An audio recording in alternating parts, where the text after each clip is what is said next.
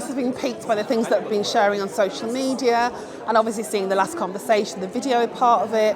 And I think it's a really timely conversation to be having right now when we think of all the things that happen around culture and art and decolonisation. To have this find here in Leicester, I think it's really interesting, and I'm really curious about how communities engage with it. I was just really interested in the speakers that are going to be part of the event today, and just to hear more about the heritage and the different aspects of the arts and development within those sort of demographic and culture. Mega important. Castor paintings, historical context, racial heritage, just so much to unpack. Where do I start? I just want to know more, because some of the talks and conversations that have happened and at DMU as well, it really opened up my ideas in regards to these. I think they're beautiful, and I just can't wait to see the restoration. But any kind of conversation about all of this is going to be really opening up the world for us to start thinking about race, what race means, where all of those kind of classifications have come from. Evening, everybody. Oh, sorry. I don't come from the Black Church lexicon, but I will expect a response. Good evening, everybody. Good evening. That's better. So it is Friday, and you are here, and thank you all for coming. My name's Cheryl Garvey, and I've got the privilege of just holding the space for today's conversation. And this is a conversation. It's not a lecture. It's not a lecture. I was saying to the academics in the room and the experts. However, this is, I think Tara would be better placed than I to place this on a journey, but this is part of a developing piece of work which was triggered by the finding of some very unusual, rare and globally significant paintings, but has evolved into a much broader, wider conversation about identity, history, culture, ownership. And while it's very much looking back at who we have been and how we have said and who we have classified, it's a conversation which helps us think about who we want to be for the future. What we have for you in terms of our itinerary is a number of speakers that are going to contribute. So we're going to have a conversation, and this conversation involves everybody in the room. And we're going to set that up by offering some real insights, some information, some thoughts, some ideas, some concepts that will feed your thoughts around the themes of tonight. And then we're going to open the space for a real chat. And I really would like each of you, as you're listening to the contribution, to be thinking actually, what's the inquiry, what's the question, what's the thought that's been triggered in you that you may want to ask or share. And I know that lots of us don't like speaking publicly.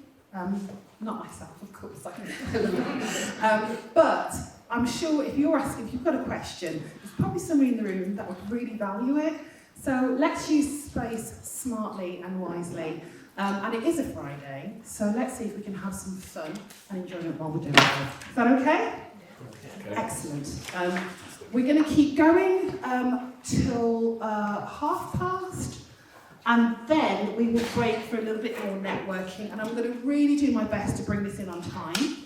So what I need is for people to relatively be on time and all the rest of that stuff, but that's my job, to hold that. I just need you guys to be here and show up.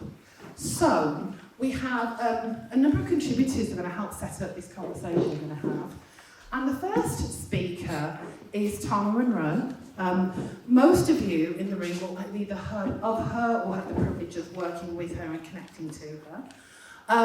And it's really Tara's kind of life experience that has brought all of us in the room today. Her career, currently she's the CEO of Opal22 Arts, obviously the organisation that's made this stuff happen.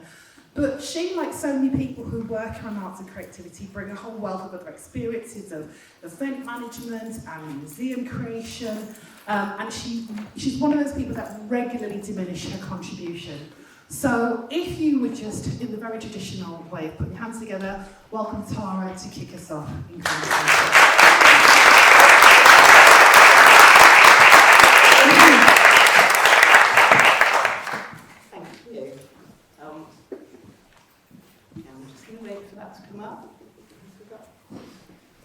Well, I don't want to keep on kind of going over the same things over again, so I'm not sure who knows about the story and who doesn't. But in 2009, I was working at New York Museum and I found some paintings in the basement. These paintings just really spoke to me. They had images in them that I hadn't seen before. They were images of black people, images of mixed families, images that kind of normalised some kind of family setting which I hadn't seen before in 18th century paintings. So at the time I asked if I'd be able to do some research on them, and they allowed me to, and the rest is kind of history, because the more and more I found out about them, the more intrigued I became about them. They were, I found out that they were a genre of paintings that were called caster paintings, which were then the first, one of the first forms of racial classifications that had been done in pictorial form. I don't know, I think you might want to move over.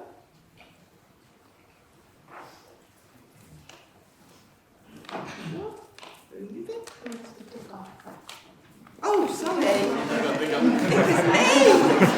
See how well she's just waiting for somebody to do the thing. Okay, so yeah, it was me.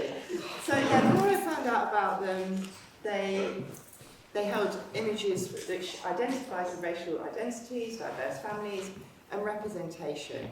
And that was the big thing for me, kind of finding out more about what did these actually mean to me, to society, and then knowing that these forms of art were, to me, my wording for it, kind of the social media of the time. They held a way of manipulating a story that these painters wanted to deliver. They wanted society to believe what was in these paintings were true. So on this journey of me uncovering and exploring and showing you and bringing you all into the room, I started off by just doing this exhibition, which was at New York Leicester Museum and Galleries as it is now, where we just showed the paintings in the form that I found them. They're a little bit worse than I found them, because this is kind of 10 years on.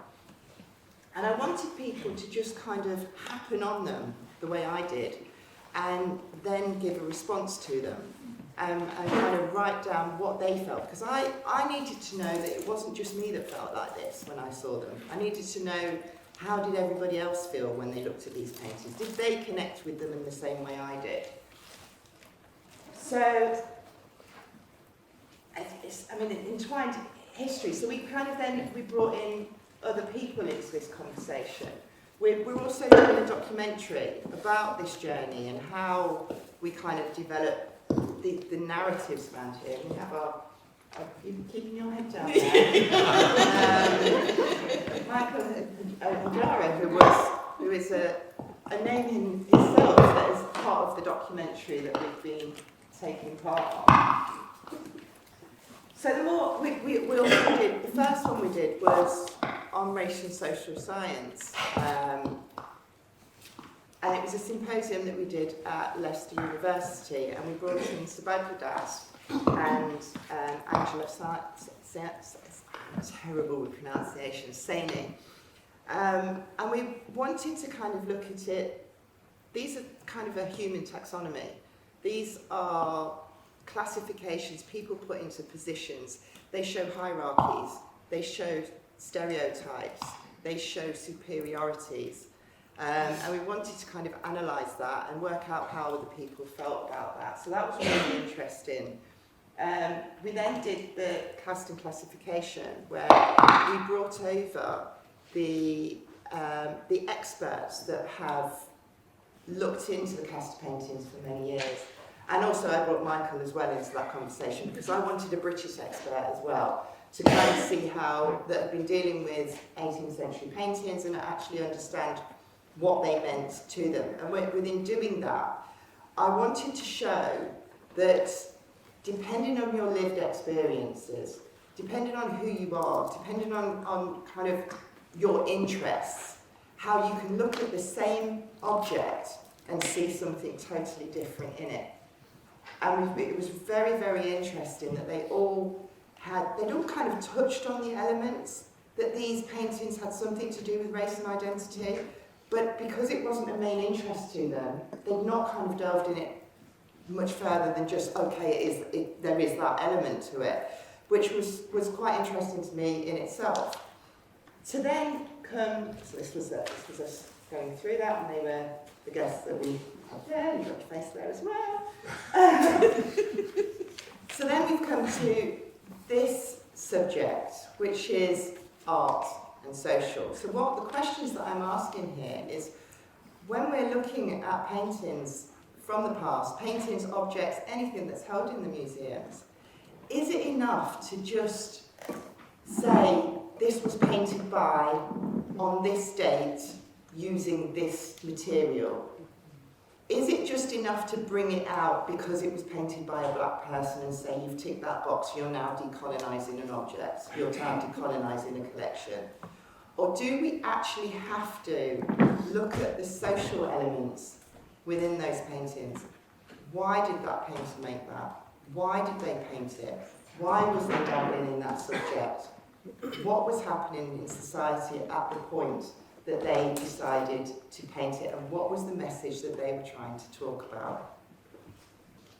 So in doing that, I've brought these wonderful people together. Now, I'm not going to give you accolades because I haven't got it written down, and I should have done.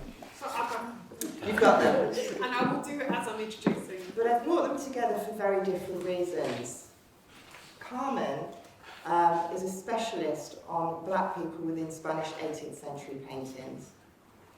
And then we know that there was, at that time, black people just weren't incorporated into Spanish 18th century paintings, so it's why.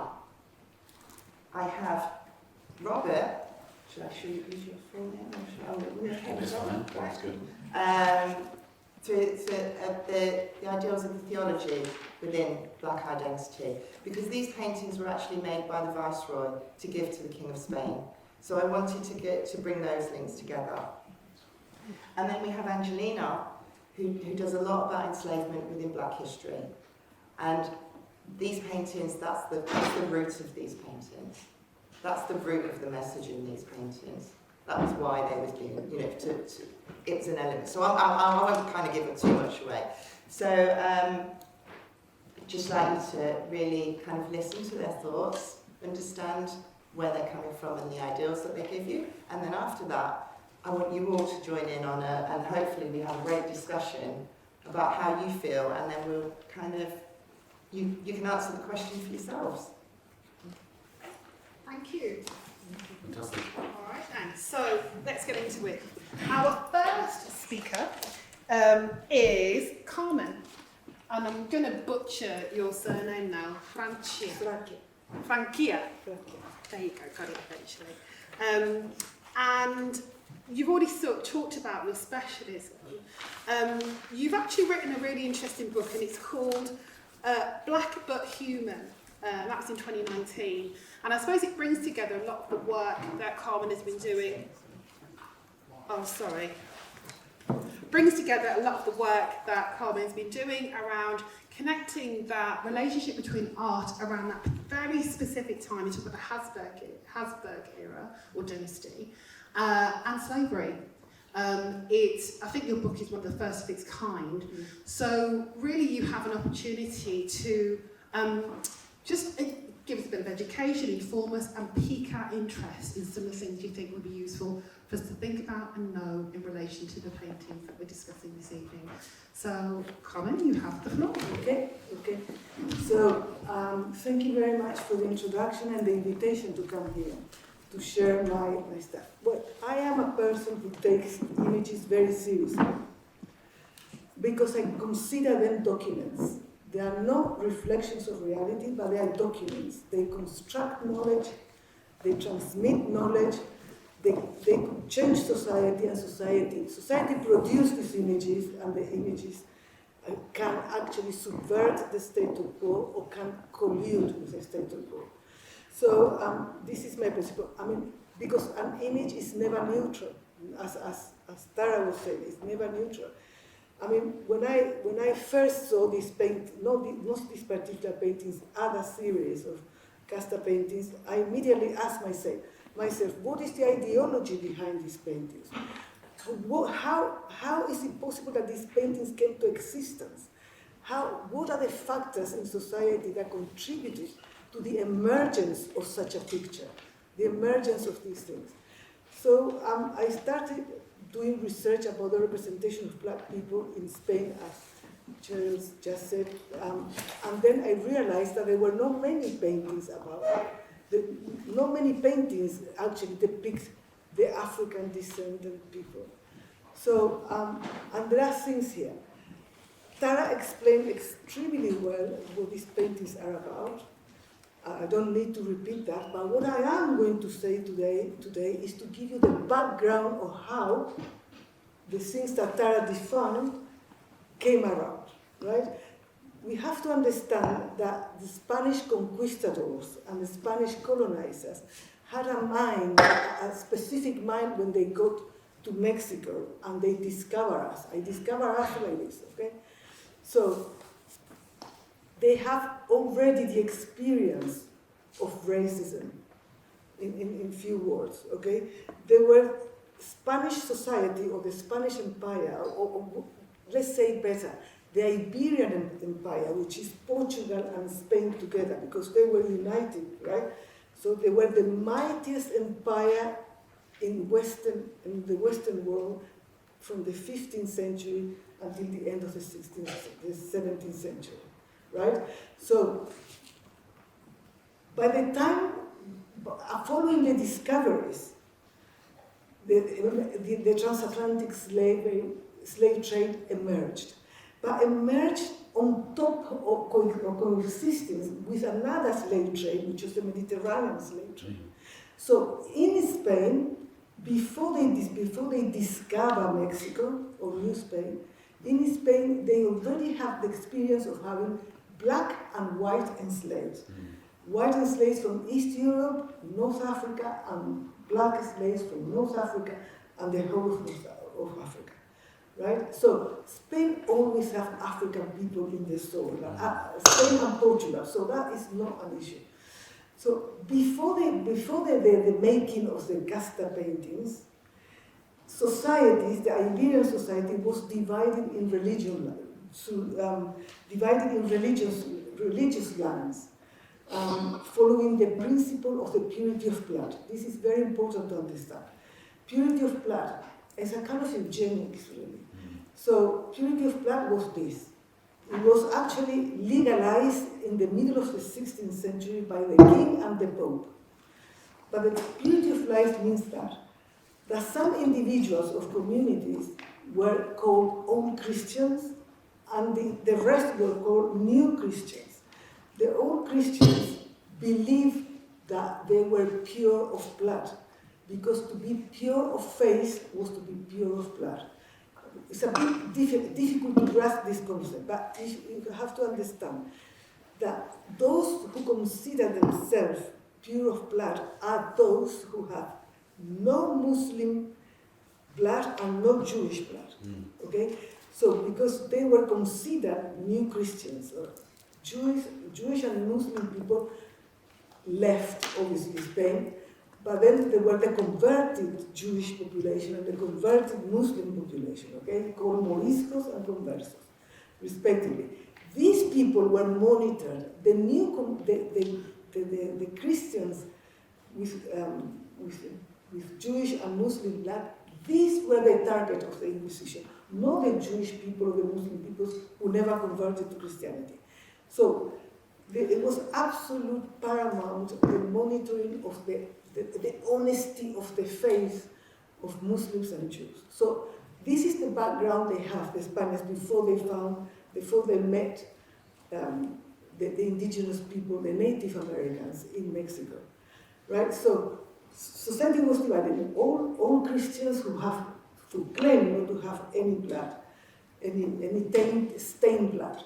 So the new Christians were all the stained blood, okay? Say the Jewish converted to Christianity, the Muslim converted to Christianity, then the black Africans, and then they came the Protestants, Okay, so everyone who did not conform with the old Christian pattern became the new Christian. So it becomes without saying that the old Christians have the power, the economic and political and religious power, right?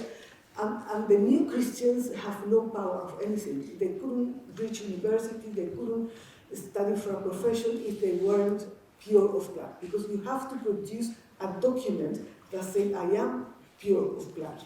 Okay, this is the general the kind of society that they lived before. So African people were considered new Christians, and so racism was really based on religion lines, because you have to remember that there were black and white slaves. Okay, it doesn't matter the color at this point. What matters is the religion, the heretic. The heretic is the fight against the heretic, is the reason of the unity of the empire. Right? So, what else I have to tell you? By the 15th century as well, in the 15th century when the transatlantic slave trade came about, there was an association between slavery and blackness. Okay? Blackness meant slavery, the social condition of slavery. As soon as someone saw a person of black person, they saw this is a slave, this is a slave, right? But slavery didn't mean blackness, okay? Because they were white and black. But the association of black with slave, that was again from the 15th century. So, and the first Africans who arrived to Mexico were the slaves that lived in the Iberian Peninsula. There were 2 million, 2 million enslaved Christians and Muslims, black and white, between the 15th century and the 17th century in the Iberian Peninsula only. So it's not a little, this is something that we have to dispel this myth that only the British Empire was so good and so great and so big. I mean, 2 million is not a little thing, okay, in that period. But the story has been erased. Nobody does. This kind of research that I'm talking about has only 20 years. Okay? It has been very difficult to find out more about, because it's all new. It's all coming back now. So the first African who arrived to Mexico and figure in the Casca paintings are the Afro-Hispanic enslaved from Iberia. The colonizers and the conquistadors take them as their own persons. So when New Spain is founded, the capital, they divided into the city, Mexico City, into the Republic of Spaniards and the Republic of indigenous Native Americans. And black people belong to the Republic of Spanish, the Spanish Republic, because they were part, they spoke Spanish, they were Christians. So the position of the black person in Spain before getting to Mexico was to be a human commodity, a chattel that was donated, exchanged, sold, bought like a piece of fruit, like a piece of furniture, has no existence, no rights, the maximum inhumanity that you can imagine. And at the same time, they were new Christians. But they were what Christianity gave to them is a spiritual freedom that never translated into actual social freedom, never. That is a big contrast with the Native Americans who were, when they converted to Christianity, they became free from slavery. This didn't happen with African people. Okay? Can I carry on? You're still good for time. Okay. So the position of African people in Spain were mainly urban slavery, but people forget that they were actually the Canary Islands, the sugar plantations. This is the origin of transatlantic slavery. So, and they were also in the countryside in Spain and Portugal, there were slaves. There is not much history about that. They were in the mines in Andalusia, right?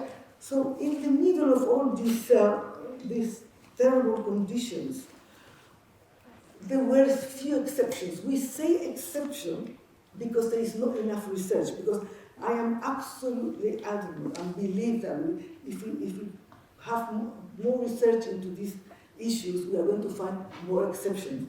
Okay, so there were African descendants, Afro-Spanish people who became, like Juan de Pareja, who became an independent painter at the Spanish court, for instance. There was the professor of Latin, Juan Latino, professor of Latin in the University of Granada, became an exception. Then there was, I actually found in the archives, a sergeant who was a black African. Then there were judges who were black Africans. There were even conquistadors that were black. Because it was not a question of color, not only of color, it was primarily religion. And because at the court, the demand of the court was to have black slaves, but with no Muslim background. So these people like Juan de Pareja and Juan Latino, these exceptions, they tried very hard to convey to the audiences that they were no Muslims, that they were Christians. And they identified with Ethiopia, which was considered in this period, not Ethiopia as it is now. Ethiopia was Egypt, Ethiopia, Sudan, and that meant Christian Africa. So they tried to actually become part of Ethiopia in order to be accepted or be assimilated. But that was the price of assimilation, right? To discard your roots, your Muslim roots. Right? This is one of the very important things. So when the conquistadors arrived there, they arrived with these type of slaves. And then, simultaneously, a bit later, is when the actual forced enslavement from Africa to the Americas were more direct, without passing into the Spanish territories. But, you know, before the Casta paintings was made, they were actually in the Spanish territory, and they were sold and bought to all of Europe and to the whole world. So it was a mighty impact.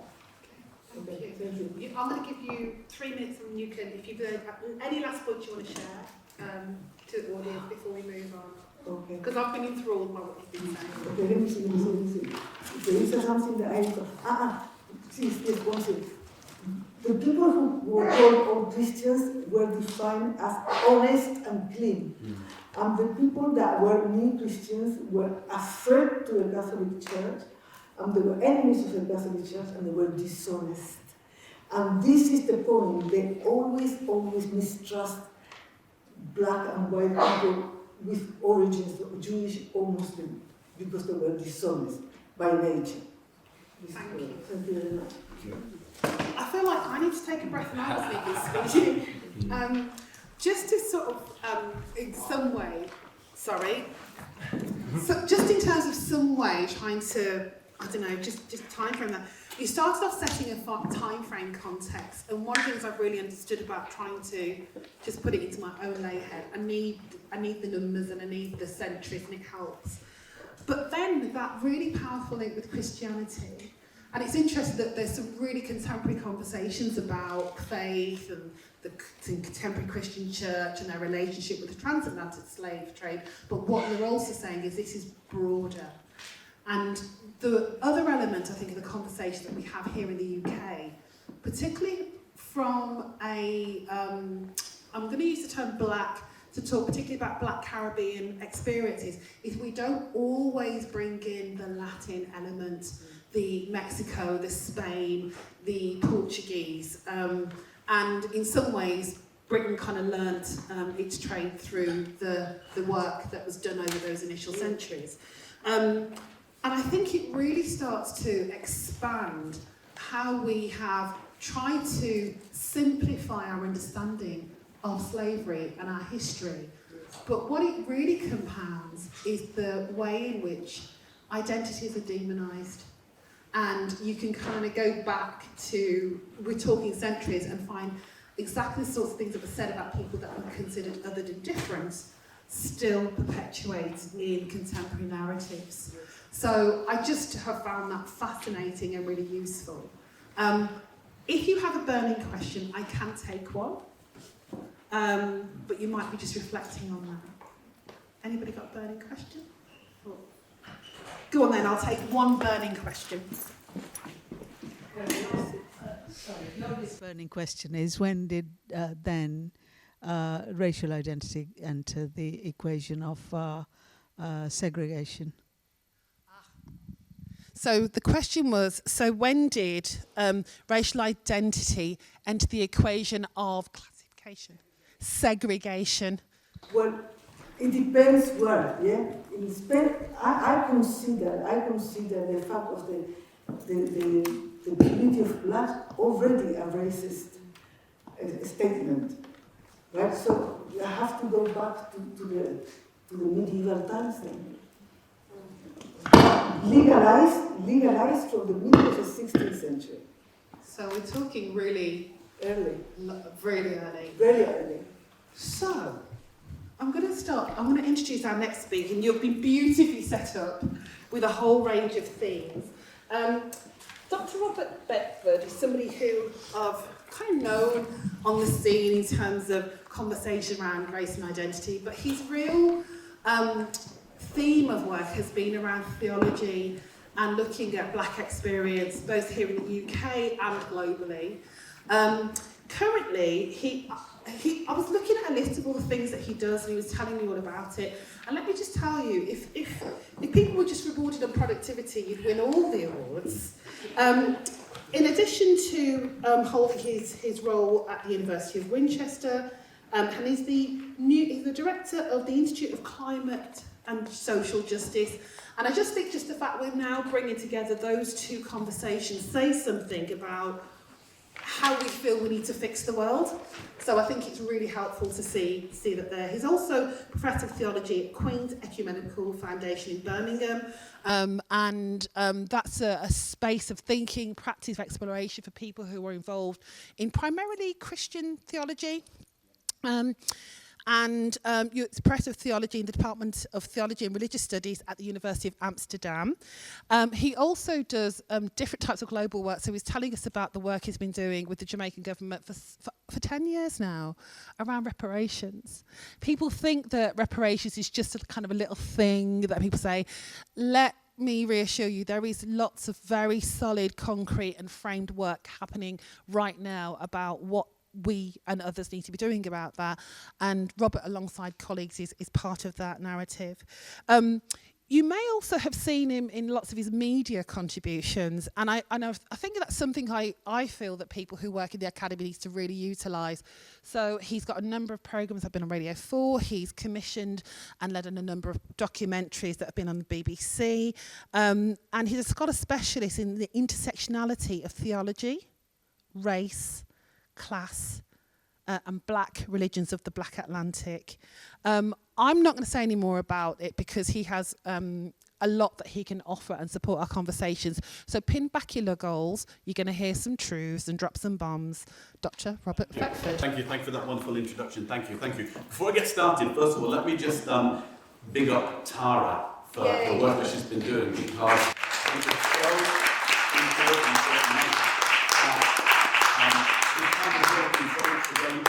and oftentimes, if you decide to foreground race in any institution, any profession, you are automatically relegating your promotional opportunities, your financial opportunities, even so the political opportunities that you have. So there's always something at stake in highly racialized societies like Britain by foregrounding issues of race, and worse still if you add on to that issues of justice as well. So thank you for the work you've been doing. Thank you for making this space possible. Thank you for being courageous and audacious and doing this kind of work. I really do appreciate it. And thank you for inviting all of us here this evening. What I want to do in the 20 minutes or so that I have is put some religious scaffolding around the question of caste, not only in terms of the Casta paintings, but also shifting the geography from Latin America into the Caribbean.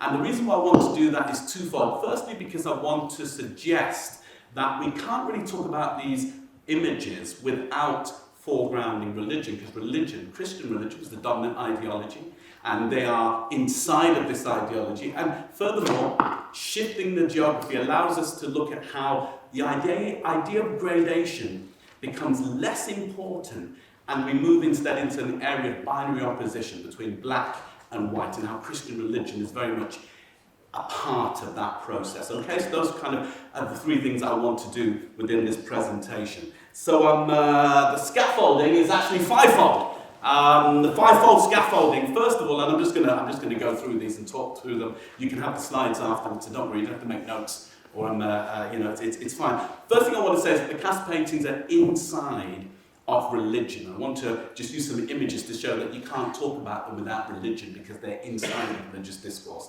They are also inside of issues of violence. And the reason behind that is because the Catholic Church promotes violent settler colonialism, and therefore these images have to be reread in light of this violent, subjugating, brutalizing history. Third issue is that religion then plays a role in legitimating the subjugation of black and brown bodies. And this legitimation comes first and foremost from the biblical tradition. I want to show you how the curse of Ham narrative in particular, in Genesis 9, I'm sure you all know Genesis 9 and go to Sunday school, maybe I'm just joking. But the whole idea is that this text is used from the 4th century onwards to legitimate ethnicities, different ethnicities around the world, and when in the so-called age of expansion, it's appropriated by colonialists, it's then used to legitimate the subhumanizing of black and brown bodies. And let's be clear here, transatlantic chattel slavery is fundamentally different from other forms of enslavement in world history. Read Orlando Patterson, the great Jamaican sociologist at Harvard, his work on slavery around the world. Why does it differ? Because one, it says black and brown bodies, black bodies in particular, are subhuman. These people are not the same as us, they are another species, and secondly, they have no rights. Why is that important? Because many right-wing historians are trying to rewrite this history by equivocating all forms of enslavement. Trying to say everybody was at it, the British just had a piece of it. No, what you did was fundamentally different. Really important to acknowledge. That's why Caribbean historians talk about transatlantic chattel slavery. What's happening here is fundamentally different and therefore requires a very different response. So that's the third area. The other two areas that I want to work with are then reversals. I want to look at the kind of resistance to this. I want to play with two ideas. I want to play with the idea of how people of mixed heritage, how mixity becomes a force for resistance within the Caribbean. When we shift it, we see people who are part of this mixed identity then becoming part of the resistance movement. But mixity and caste in the Caribbean also becomes a form of cultural practice. The whole idea of creolization, hybridity takes place there. So Caribbean folk, what I'm trying to work with here is that part of the scaffolding for this is how we have taken this idea and transformed it into something liberative.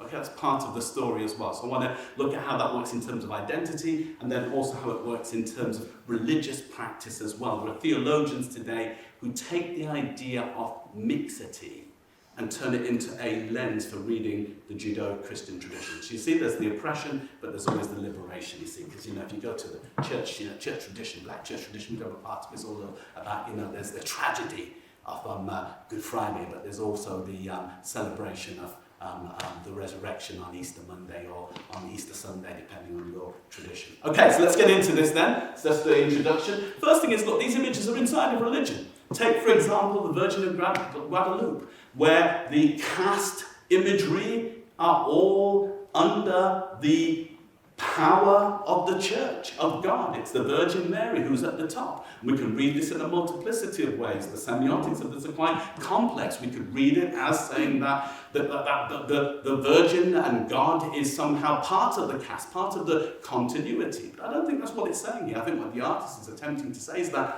all of these nations are subject to the divine order. They are inside of what God has created, and therefore hierarchy that exists in the caste system, or that's disputed by different scholars in terms of what kind of hierarchy is being played out, but they are ultimately sanctioned by and legitimated by God. So we can't talk about them, I'm arguing, without talking about the religious scaffolding that is around them. Second issue that I want to raise is that we can't also talk about this issue without thinking about violence. The doctrine of discovery established by the Catholic Church in the 15th century said two things. It said that the discovering, so-called discovering, because people were already there already, so they didn't discover anything, they stumbled on it. Christopher Columbus, as they call him in Jamaica, stumbled on this stuff. He was searching for a route to the Indies, so we need to be aware that they didn't discover anything. They stumbled on stuff and then claimed it.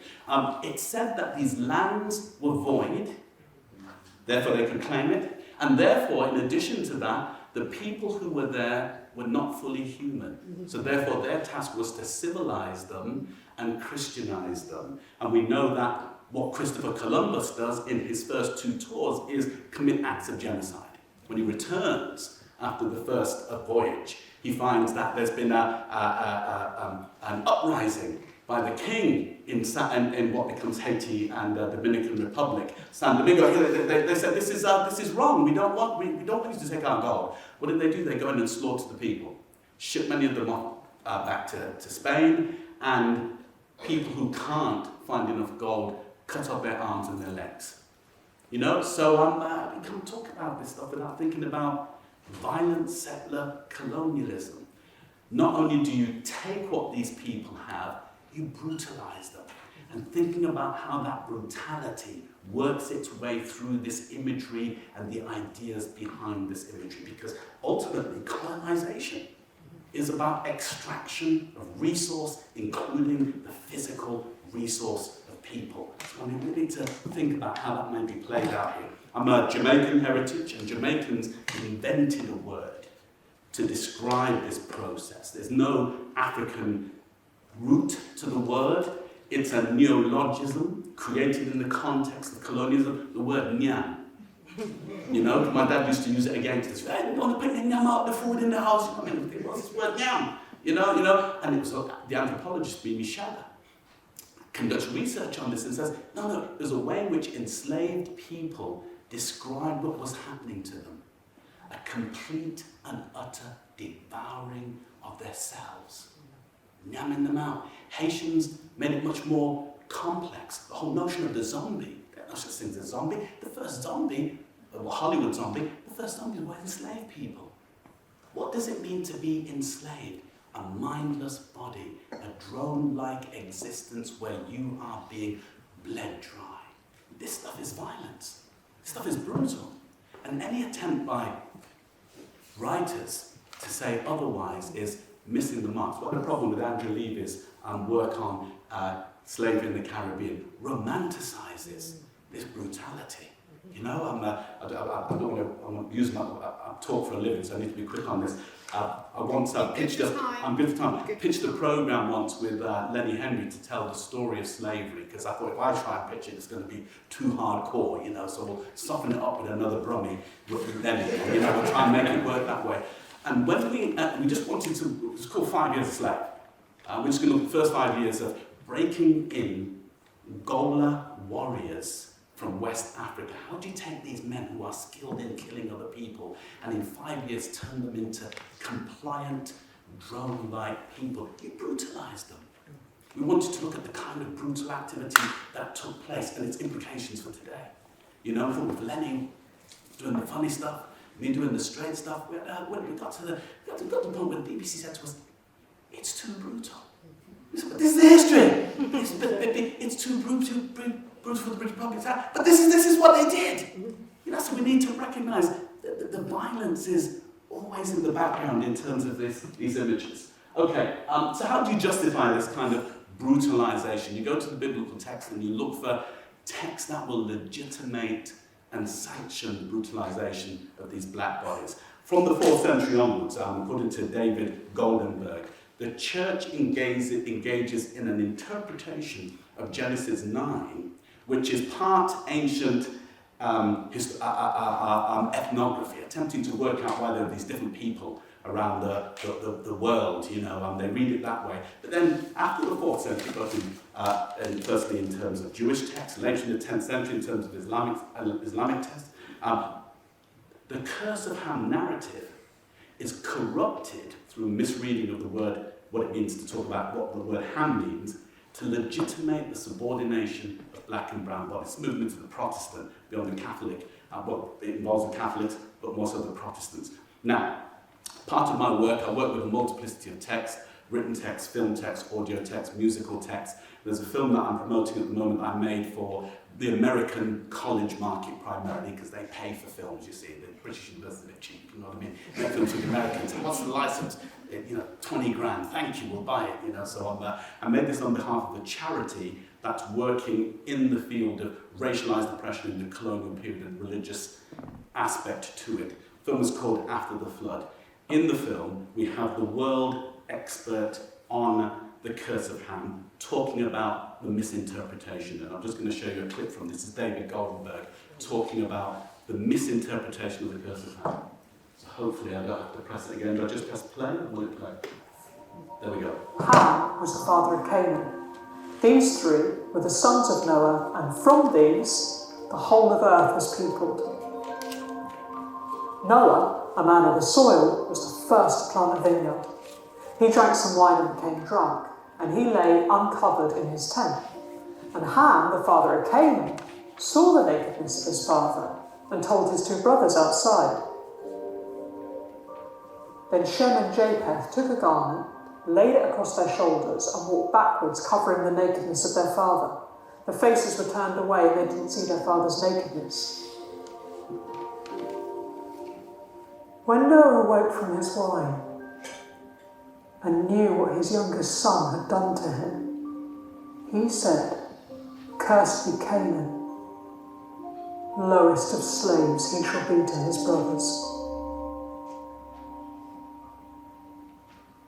After the flood, the Bible tells us that Noah cursed Ham for looking at his nakedness.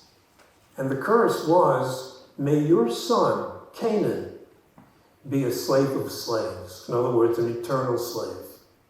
Now that's the end of the story. There's nothing in that story about Africans.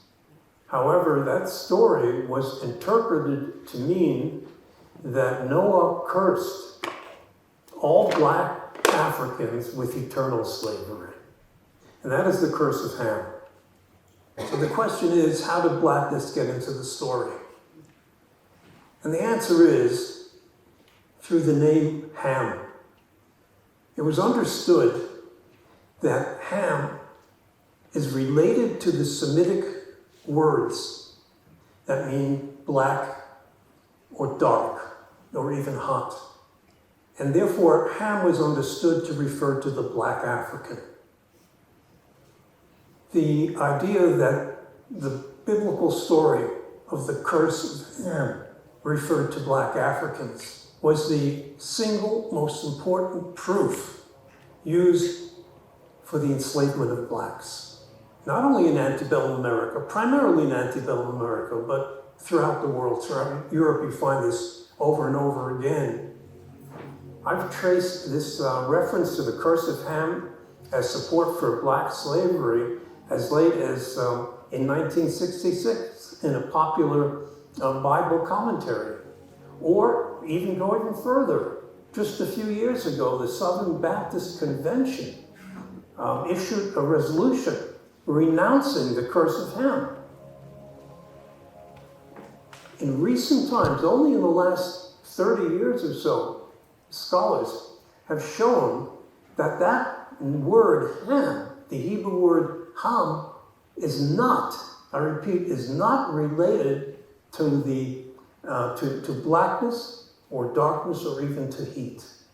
It's been shown that the name Ham has a different root from the Semitic words that do mean black and dark and hot. Well, what then does Ham mean? We don't know.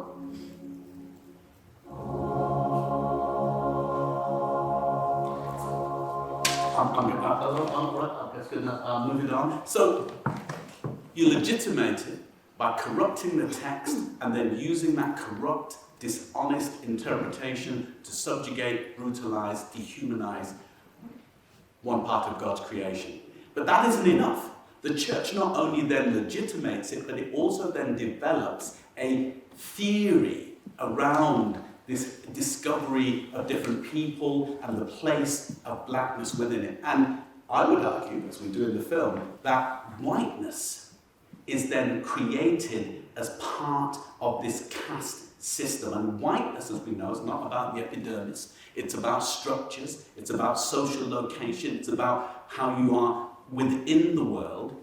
And our argument in the film is that whiteness is a key component of caste development. Now whiteness, how does it get played out? I'm going to show you a piece from the film where we have Willie Jennings from Yale talking about it. But another important practice that takes place in the West Indies is that when the first Africans become Christian, start to convert, initially in the births and registers in the Caribbean logs, they describe them as Christian because they're converted to Christianity. So therefore, but there's a problem then. If they're converted to Christianity, it means they're equal to their enslavers, and that's problematic.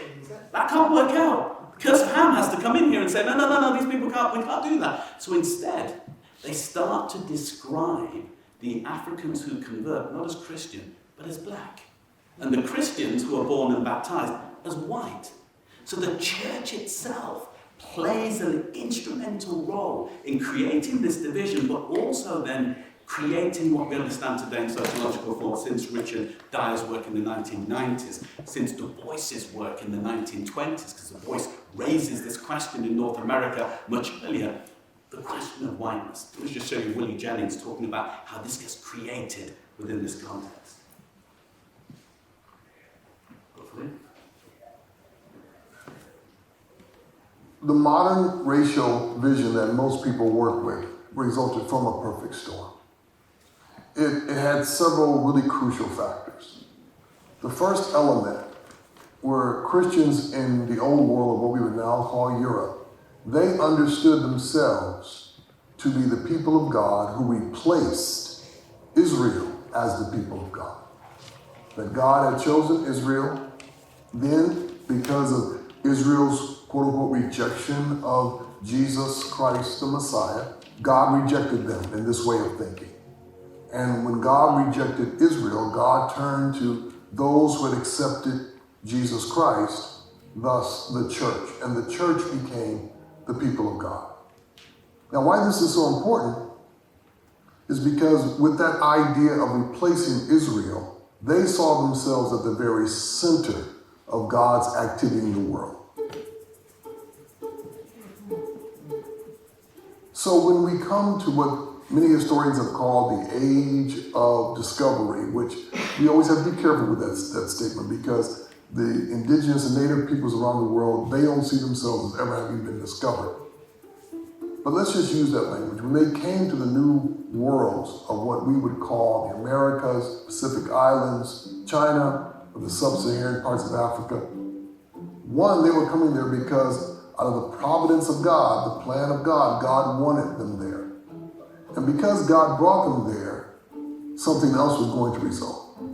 God had brought them there to offer to indigenous peoples, native peoples, the truth of Christianity.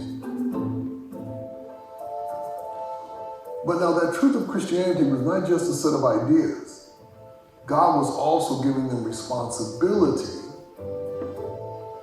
for the land and for the animals and for the environment, so that they were going to mature the people and mature the environment at the same time. Element number 3, they were in a powerful position to name who these people were.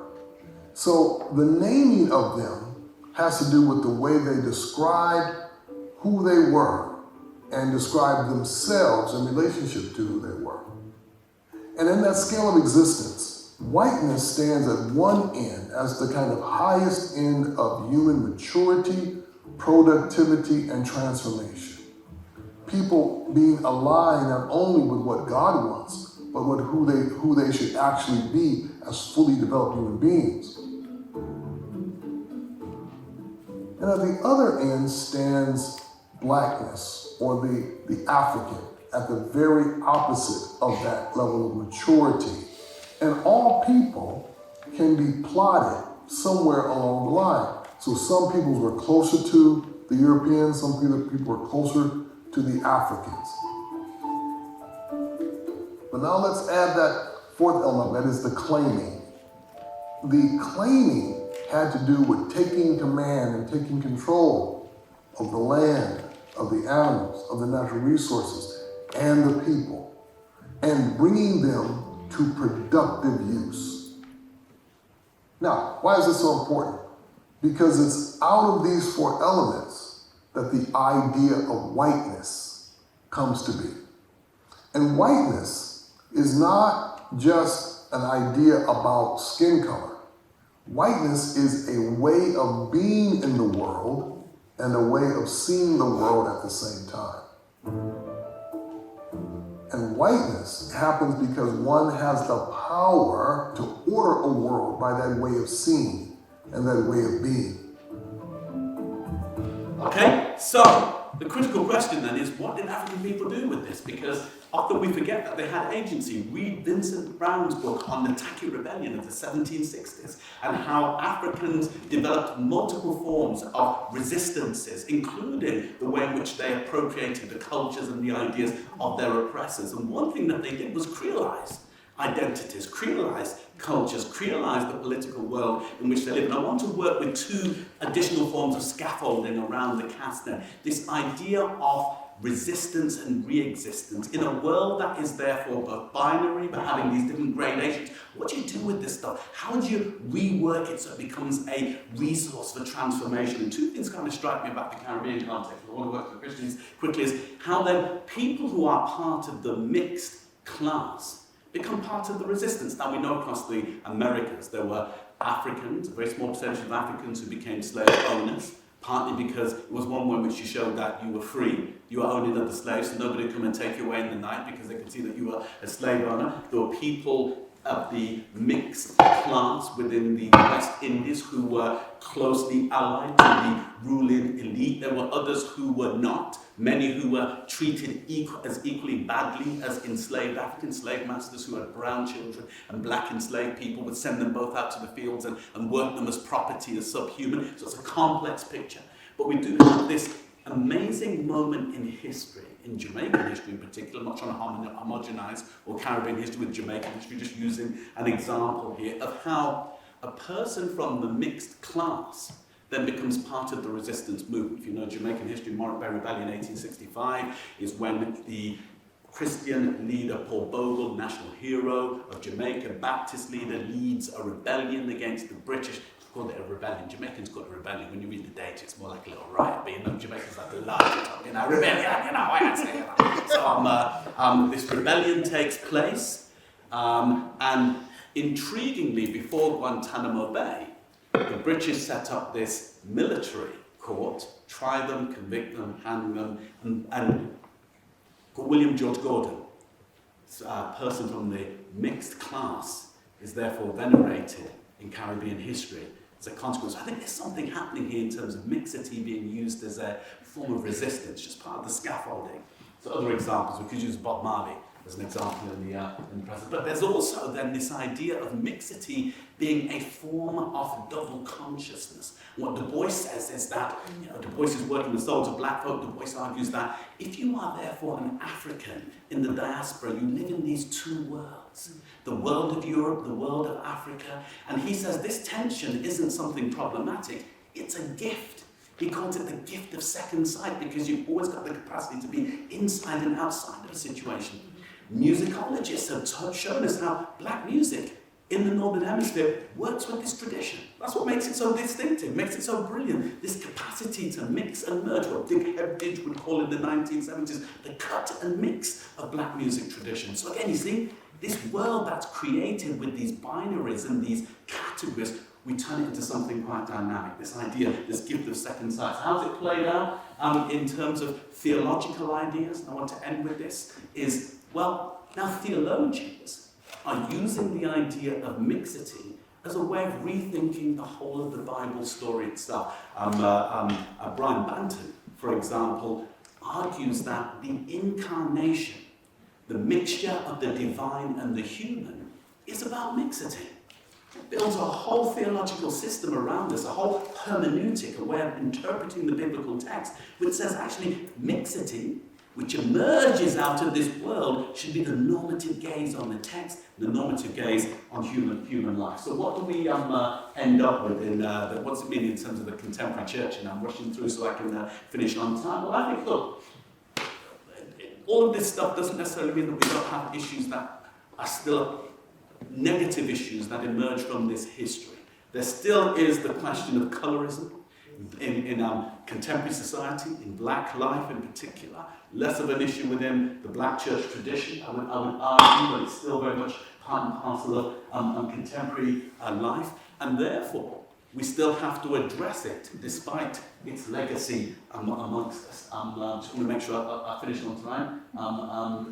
So I'm just in terms of rushing through, in terms of the conclusion, I just want to say, look, 3 things to end with. Christian religion plays a role in creating and dismantling caste, yet caste consciousness and creolization remain in church cultures. We're not completely worked through this history, and therefore, when we're talking about caste and race, these are still very much contested ideas within the world of theological study and practice. Thank you. Okay.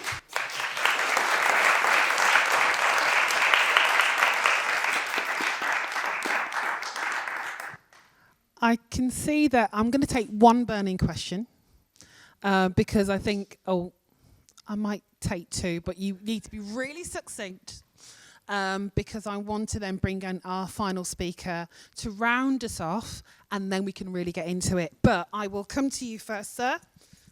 What's your question? Mine was with you doing with your scaffoldings, the religious violent colonialism.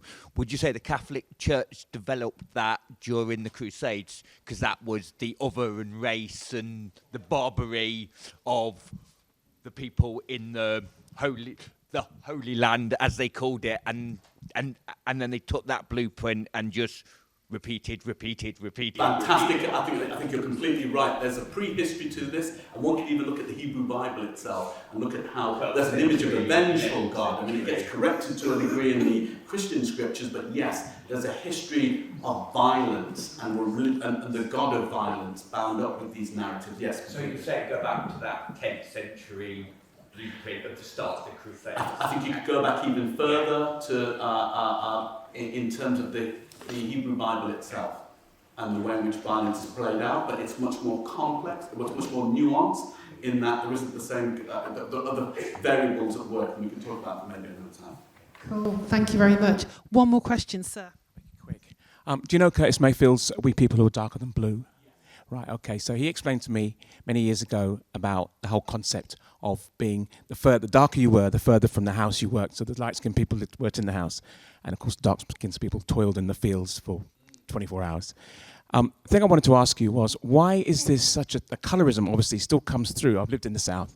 The colorism thing is still, it's endemic in the South still now, or for the whole of America, to be honest with you. Why is that such a thing in the Afro-American experience and not in the Afro-Caribbean experience? Well, that's a really good question. I would say 2 things. First, I think it's much more complex because in the West Indies, people who were mixed, who were light-skinned, were also set to work. Their livelihood and their status was also contested. It didn't automatically mean that light skin meant you were going to get it easier. There are narratives which demonstrate that. I think in terms of the American, and secondly, in terms of the comparison, I think it's there in the Caribbean. We have to maybe move towards the Dutch. The Dutch colonies in the West Indies had 12 gradations of blackness. So you start with black plus white equals mulatto. Mulatto plus black equals Sambo.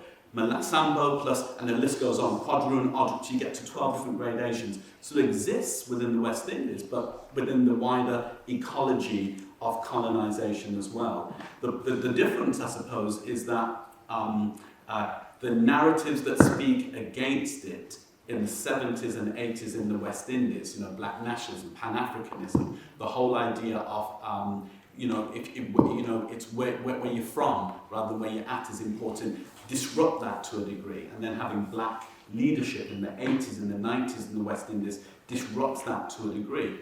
But it hasn't disappeared. It's very much a part of popular culture in terms of aesthetics and the politics of black aesthetics. And therefore, again, it's still contested space. But I would just say it's much more nuanced. Yeah, my daughter works in Kyrgyzstan for a while, and that's not something I've talked to her about. Yeah, look, it's the remnant of white supremacy. And it's a remnant of colonialism. It's being played out in our current political arena. If you're black, get back. If you're white, you're all right. If you're brown, stick around. Thank you. So, I think questions and thoughts, please don't lose them. If you've got a pen, and if you haven't got a pen, ask the person next to you. Somebody's going to have a pen. Write it down in the back of your hand. Don't lose that thought. We really want you to bring that into the conversation we're going to have after all of our speakers have contributed. And I think we're going to have a really rich conversation. Now, that said, I'm going to bring up our last speaker who really looks at it from more probably than the other contributors from a UK lens. This is Angelina Osborne. She's an expert in Black British history, politics of slavery and abolition, post-emancipation, and I love this, teaching difficult histories. And never has there been a time where we need not just to have information about our histories, we need some skill in how those stories, concepts and facts are shared. She also wrote a book with Patrick Vernon, which was The 100 Great Britons, and I was listening to the interview you did with Cornerstone about the book, and yes, I did my research. And it was really interesting, and there is something about just having the effort and labour of visibility, which is critically important. It kind of goes back to acknowledging the work that Tara's doing, because unless we make more commitment to make things visible, it's very difficult to have the conversation. You are a consultant and you work with a range of different institutions to help them think through from a historical, contextual level information. And you were saying about you're working with a current, is it a charity that's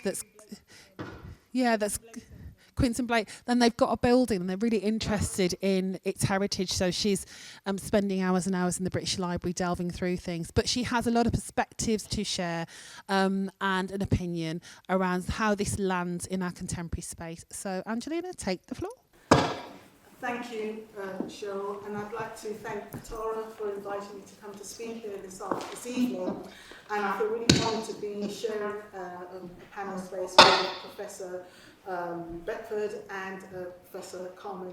It's really great to hear your viewpoints. I have to say I'm not in the academy, but I do a lot of research around Black British history and heritage and history of transatlantic trade and trafficking in Africans. And I use that term because it's much more than, from a British perspective, it's a business.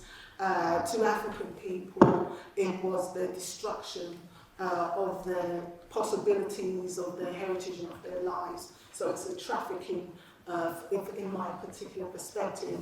And so what I'd like to kind of hope that my talk kind of fits into what has been beautifully presented before mine is really to kind of give a little bit of a sort of Black British kind of perspective, but also I'll touch a little bit on the Caribbean as well, and I'll also touch a bit on what has already been discussed around colorism.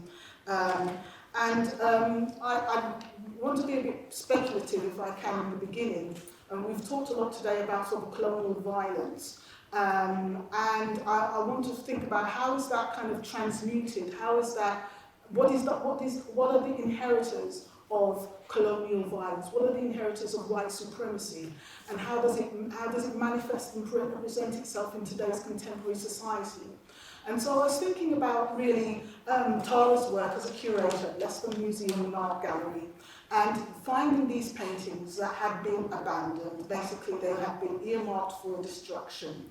And I keep thinking about these paintings that surely, and again I'm being speculative, I do not know the curatorial team at the museum and the gallery, neither am I aware of the curatorial team in the past, historically. But I'm thinking about these paintings are quite clearly presenting a kind of visual language about racial classification.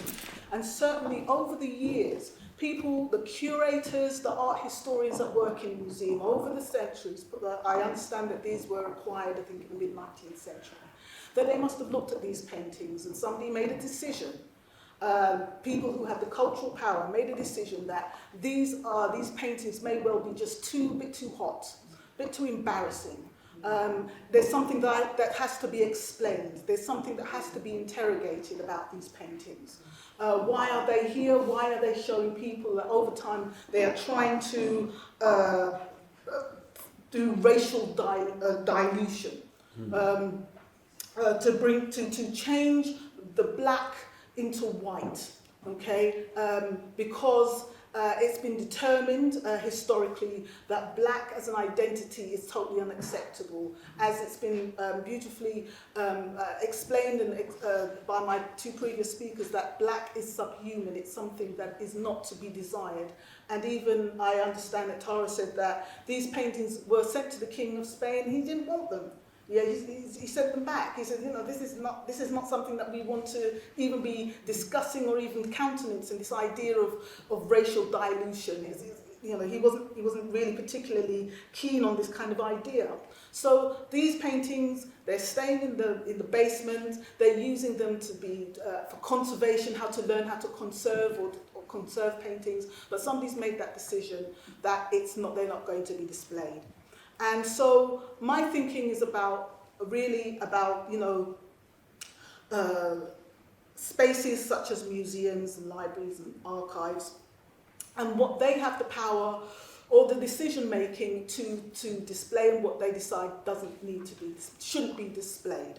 And so certainly there may have been that decision that may have been made over the years. Okay, this is not going to be displayed. And that's because who are the curators? They're white curators, white art historians.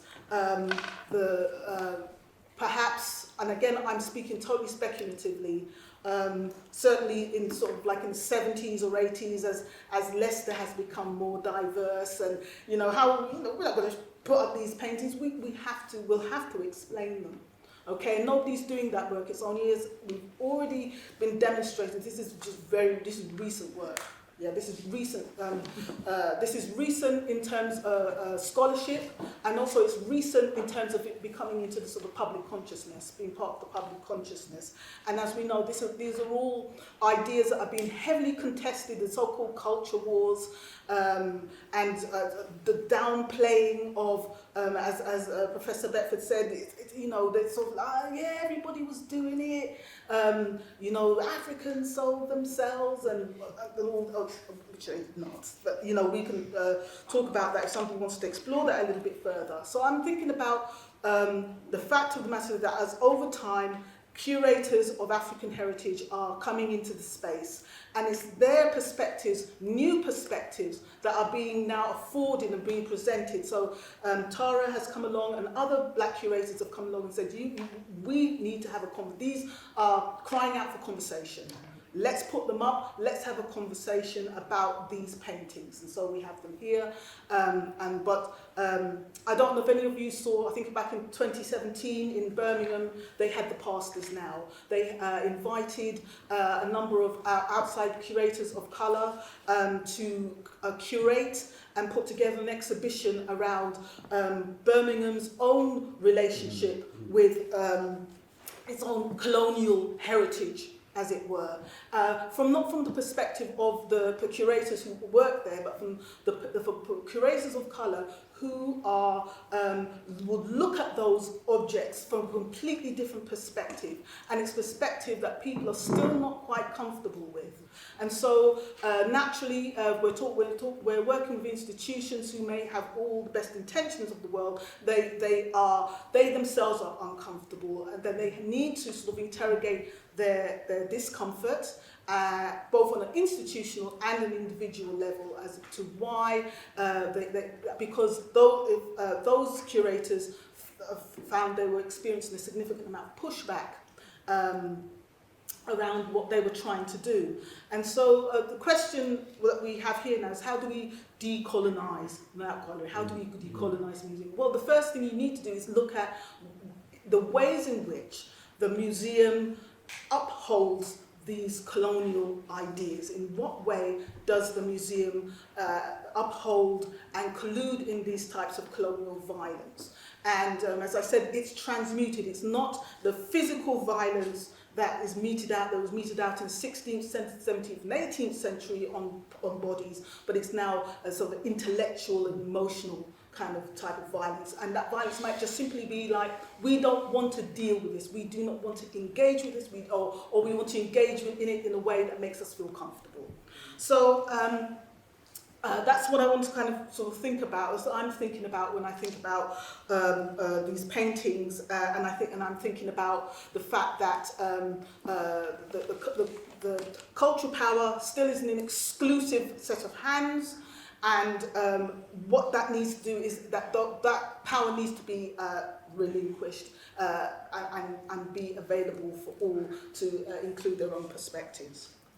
So I've got a couple of paintings up here, and they're just really 18th century paintings. I did the first image is Agostino Brunias, Free Women of Colour and Servants, which is 1764 to 1796. And you sort of we've talked about so Professor Beckford talked about the coming together of resistance and rebellion amongst all classifications, so-called lighter-skinned Africans, darker-skinned, which is something that I personally always teach when I've been teaching about the history of resistance and rebellion in the British Caribbean. But we also have to bear in mind that this is a heavily sort of stratified, strict racial hierarchies. Okay, these very strict racial hierarchies where white people are at the top, and then you have those gradations. And in terms of within those gradations, you have individuals that are having different experiences. I'm not saying that their experiences of enslavement were different. Okay, they would have been doing different types of engaging in different jobs, still enslaved, but their experiences would have been completely different. So in the example of like Jamaica, I am of Jamaican heritage also, is that there's a development consequently, so by 1834, when Britain abolishes slavery in British Caribbean, the population is 311,000 enslaved people. Okay, how many white people? 16,700. Okay, so this is the white minority is small, but it's extraordinarily powerful. It holds all the power, and I've read that even in the 1930s. By the 1930s, in the 20th century, still the land was in the possession of a very few old colonial planter families. Okay, so things really hadn't changed that much for people. So, so the dynamics of Jamaican society in terms of ethnic groups are stratified. So terms used for people of mixed European and African descent, and this is really as a consequence of white men having relations with black women, with African women, enslaved and free. Okay, and so free women who were those women, their children would be free, and enslaved women, those children would be enslaved. Okay, and but there was also the option of manumission, where it may be that the old enslaver on his deathbed says, "Oh, as I'm dying, I grant you freedom." Okay, and so that's manumission. So they form a middle class, a middle group. Okay, now they're a bit higher on the social ladder, and they would have distanced themselves in some way from enslaved, but at the same time they were not accepted by their white counterparts. So they're in a very sort of curious kind of position. And they would have been doing a particular series of jobs. They would not necessarily be working in the fields, that they would probably be owning boarding houses, for example. So like Mary Seacole's mother owned a boarding house, and who stayed in the boarding house? It was mainly the soldiers, the white soldiers who were stationed in Kingston, Jamaica. So they're teachers and journalists, such as George Gordon, for example. So they developed this brown middle class, which eventually gained equal rights in Jamaica in the 1830s. Okay, and we talk about the idea of this internalization of what classification, this racial classification, is internalized, which is something that Stuart Hall talks about himself, talks about as somebody coming from the brown middle classes, and about that experience. That's something that he really, really despised. He really uncomfortable, and I'll just he speaks about his mother, and I'll just say that he says that my father belonged to the coloured lower middle class. He kept a drugstore in a poor village in the country outside of Kingston. The family was ethnically very mixed: African, East Indian, Portuguese, Jewish. My mother's family was much fairer in colour. Indeed, if you had seen her uncle, you would have thought he was an English expatriate, nearly white, or what we would call local white. She was adopted by an aunt whose sons, one a lawyer and one a doctor, trained in England. She was brought up in a beautiful house on the hill above a small estate where the family lived. Culturally present in my own family was therefore this lower middle class Jamaican country, manifestly dark-skinned, and then this lighter-skinned, English-oriented, plantation-oriented fraction, etc. And he said that how both of these class formations were opposed to the majority culture of poor Jamaican black people, highly race and colour conscious and identifying with the colonizers. So this race classification, when I think about these paintings, these are literally a blueprint. And Professor Carmen mentioned about this eugenics. It's the blueprint. What they're trying to do is dilute the race. Okay, that's what that is. Okay, I hate this crude image here, but this is somebody mentioned about classifications and this different gradations, and I totally hate it. But it's and I would also add here that when I went to university in the United States, that's for my undergraduates, and they were still using the term mulatto. They still say, oh, well, I'm a mulatto. Light-skinned young black undergraduate, I'm a mulatto. And I didn't know what that meant. I had to go, why are you calling yourself this? And now I understand the history. They were really quite, proud of it. But these would have been the classifications that would have existed, certainly in North America, but also in the Caribbean. These would have been the classifications. So it's a matter of as you have one less, like a black grandparent, where you become, I think it's quadruple 25%, and then it becomes. What we're talking about here is, if we're talking about colorism, is a proximity to whiteness. Is what people are aiming for, the proximity to whiteness. And we're also talking about access, and we're also talking about privilege, and we're talking about opportunities. And so that's what, and depending where you are on the scale, it literally determines your life chances in a particular period in time, and certainly even to today. Okay, so, we mentioned Angela Levy, and she wrote a book called Never Far From Nowhere, I believe, and talks about two sisters. One is dark-skinned, let's say Lupita Nyong'o, dark-skinned, and the sister was fair like this, quote-unquote, and their life, their experiences, their trajectories were completely different. I encourage you to read it.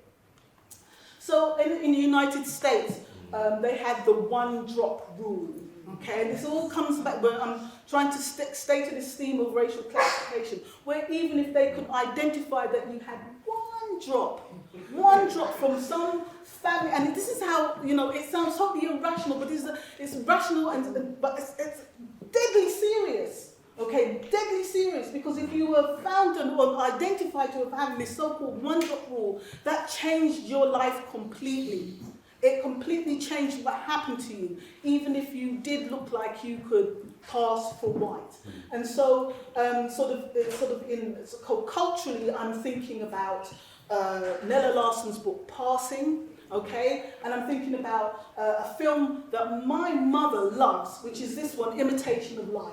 And it's not that particular production, it's the Cirque production, the 1950 production, I couldn't find an image of it, where the African-American mother has a child who's light enough to pass and does everything that she can to disown her mother because of the opportunities that was afforded to her, the access that was afforded to her as a consequence of her being able to pass as a white woman.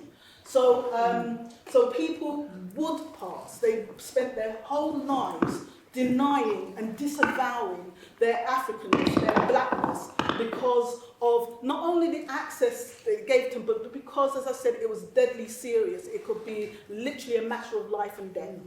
It could mean your life or your death, and that's why people were choosing to follow this kind of path.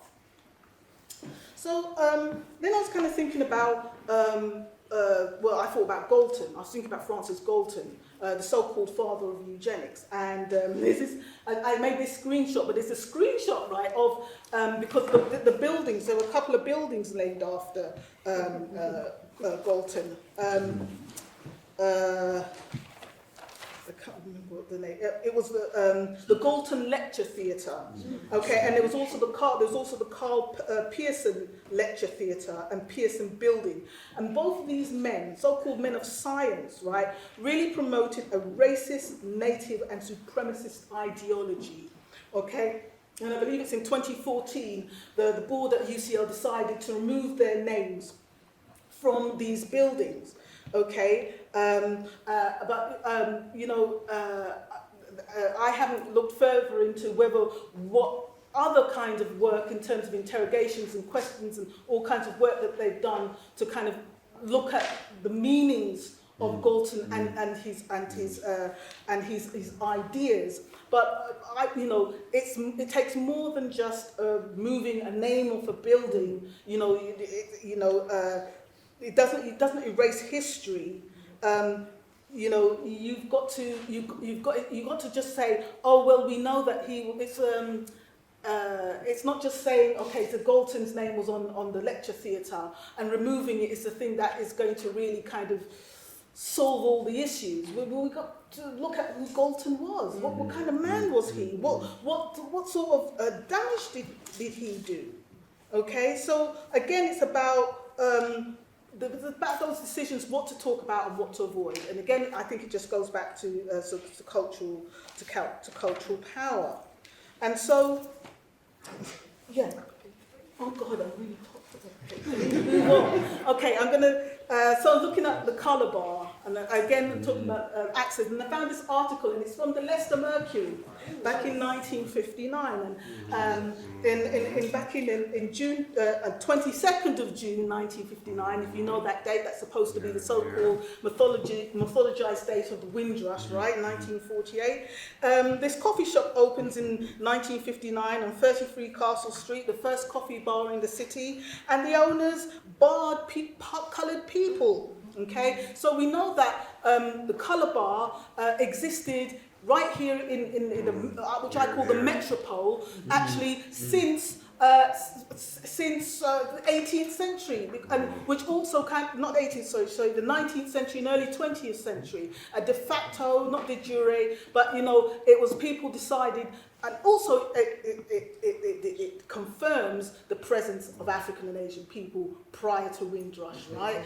And so, and that's a significant community, right? And so we know that Dr. Harold Moody was fighting against the colour bar in the 1930s. We know that the West African Students' Union was fighting against the colour bar in the 1920s, okay? And Leary Constantine books a hotel in London called the Imperial Hotel, 1944, and his refused entry. They don't want N-words here, that he was told. He successfully takes them to court and sues them successfully for a colour bar in 1944.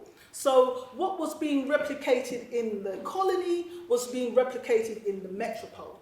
Okay, this idea of barring access based on race. Okay, and so I'll just quickly end and say I'm talking about Windrush, the so-called Windrush scandal, which is a Home Office scandal, where it's about the people who have been caught up, the victims of this scandal, have been compelled to prove their Britishness, to prove their identity as Britons, okay? And that the fact is that the majority of the people have been caught up, and it's not just, yes, there have been Europeans, but the majority have been people of African heritage, have been denied access to hospitals, access to housing, access, all the things that they were denied access to when they arrived here. Once again, they are finding themselves in a position where they're denied access. So what does this have to do? It's the Castor paintings, which are trying to create this so-called world that can allow black to turn to white, because blackness is something that is so undesirable, okay, continues to this day to haunt us. Absolutely. Yeah. Absolutely. I'll stop there.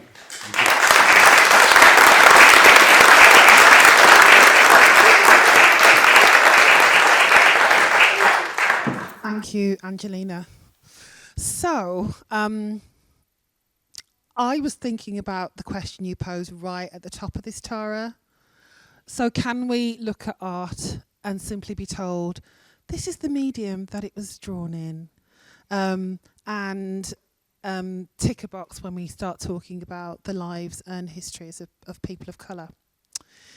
So what I'd like to do now is really work with you guys and listen to you guys to try and answer some of that. This is an opportunity for you to ask questions, offer commentary, but we've got a bit of time. You know, one of the things we thought really carefully about was trying to create time for this audience participation. So don't let me down now. Yeah. Because I just really wanted to thank you guys for each one of your presentations, because when I started this journey, I never know if I'm kind of really, and you've kind of explored the points where I was going. I mean, obviously that's why I brought you on, but it was a real pleasure to kind of know that you get it a little bit. So yeah, sorry, I'm going to stop.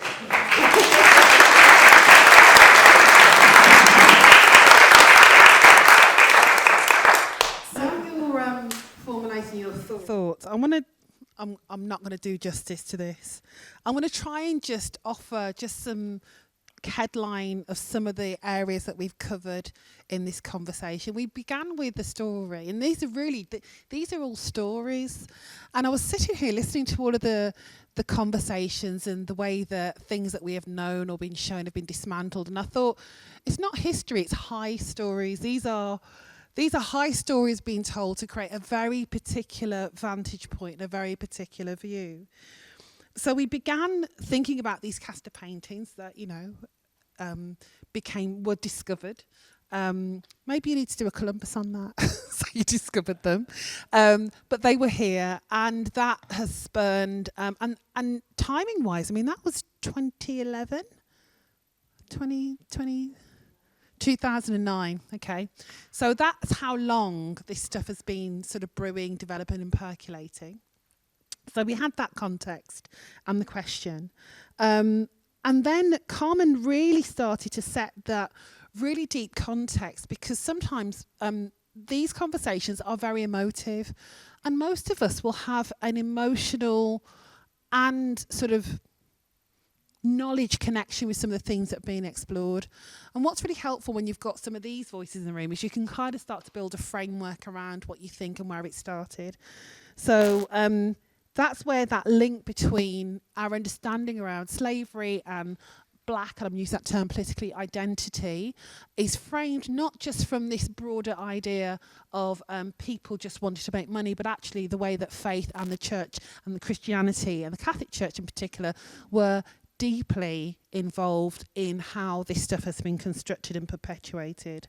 And it also brought in that broader dimension that which looked at both the Spanish and Portuguese influence. They were like major during that time frame. They were the big hitters. They were the global superpower of the time, and the legacy of those beliefs and behaviours resonating both back then, but also the things that we experience. The thing that keeps striking me as I listen to these stories, and I'm privileged to spend a career working around these issues and themes, but it still strikes like, oh my God, this stuff is so resistant to being transformed. So we're looking at things that were said and done way back when, which still perpetuate. And then this idea of how it sets up this construct for our contemporary understanding of the identities of people of colour, but also around slavery and how that continues. And then you have Robert that sort of evolves that, the Christianity, the Catholicism narrative to further define how these classifications that began around purity then are further expanded over time frame and centuries. So we look at the way in which the Bible is then utilised, interpreted, stroke misinterpreted to justify. And anybody that's looked at some of the ways in which the transatlantic slave trade in particular was promoted, upheld. The Bible was absolutely used as something to do that, on both sides of those experiences. And then we get into that critical conversation about the creation of whiteness. And my background is sort of youth and community practice. That's where I sort of started my professional journey. And it was always interesting when I was working with kids of colour versus white kids, and I said, so what's your culture? Kids of colour would be able to talk about food and music and dress and customs and grandparents, and they absolutely understood that their life was curated within a framework of a culturalised experience. And white presenting young people who had grown up in those spaces, particularly English spaces, really had no narrative. And as much as it's really easy to think about who are the victims, what we often don't recognise is that white presenting people also lose in the way that oppression operates in terms of their narrative and who they are. So then it's moving into the way in which Christianity has evolved, and I love that word mixity. The way that mixity starts to play out both, and that is such a complex conversation. Colorism, and you further went into it in your piece, Angelina, colorism is it's a hot topic. And it's one of those ones which it's absolutely part of the framework, the narrative, but also there's a bit in my head where I also know if I'm focusing on a conversation of colorism, I'm also not dismantling white supremacy. So there's a real tension about how we play with those narratives and how we work with those truths. And then we're sort of moving into the concepts of resistance and how there are histories and spaces where there was dissent. There were tendrils of resistance that appeared in the system, and a really rich sort of offering around that context. And then you've kind of picked up the baton, it's like raising the baton, where you've then moved into initially sort of looking at that concept of classification. So these Castor paintings, they affect the genre of classification of people of colour in different ways and forms. And you kind of get into that and how that then is continued to be perpetuated and how it's utilised, and then how that then starts to shape identity. And when I was looking at the kind of the imagery you put across, just how that's so contemporary. We still talk about concepts of beauty, which are very much premised around concepts of whiteness, or some concept of exoticness. So, yes, we do have a proliferation of very dark skin, supermodels, but that's also down to, sits within an aspect of exoticism of black bodies, and they are the far extremity of the classification, the gradation conversation. So we have to be really mindful. And I think what this constantly reminds me of how tricky this space is. You know, and it's very difficult, I feel, to have any certainty. And when you were talking about starting this work and not being sure, what I would honestly say is that regardless of your practice or your involvement in this conversation, if you have any real certainty, you're probably not paying attention. It's shifting land, you know, there's stuff that's going on at all levels, emotional levels, cognitive levels, knowledge levels, so that makes things difficult. And I started to also think, as we were exploring some of this, you know, the fact that we have got Windrush coming up, and it feels a little bit like the Commonwealth Games, that I can't even put those words in my mouth in a way that's neutral anymore. And what was interesting about the Commonwealth Games, the bit that I think represented something to do with Birmingham's transatlantic, because I got to go to the opening ceremony, was it was mainly a collection of white women who looked very bedraggled, pulling chains, and apparently there was something to do with some 20th century work group of women who made ropes for Birmingham. And I just thought, wow, like, this is Birmingham. You know, our history and our relationship is deep. You can go to the Caribbean and find cannons, and you can find metalwork that was made in the Midlands and shipped out there as part of that whole process. So there's all of that kind of understanding. And then it kind of brings us to this, the real presence of this conversation. What do we need from art? And for me, it speaks to things like ownership, it speaks to things like connection, and the fact that actually, in order for us to move from where we are today to anywhere that feels like progress tomorrow, it's going to be uncomfortable. So now I want to sort of open the floor to you guys to furnish the conversation with questions and commentary. What I'm going to do is, if you could just raise your hand, I'll come to you, we'll pull the questions out. If there's somebody from the panel you'll particularly want to hear from, please say. If not, I might just make a choice about who I invite to speak. I won't be inviting all of them to respond to all questions, so it will be a little bit messy, but there's only us in the room and we can make it work. Is that okay? Brilliant. So who's got my first question? Excellent. So we've got you, sir, you, sir, you, sir. I'll come to you. I'll do 3 at a time, and then you can come back. I will allow for some comments from the room in between time. I'm interested in your leaflet to see that there's going to be an exhibition at the New Walk Museum. One thing that concerns me about this presentation is it's quite easy for someone who's white to come in there and think, well, oh, you know, that's what the Spanish were like.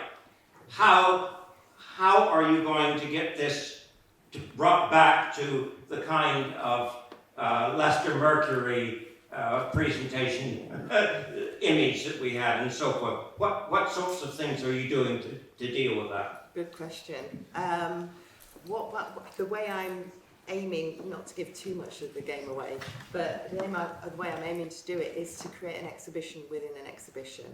So you will have the paintings because they are super important. They are very important in their own right.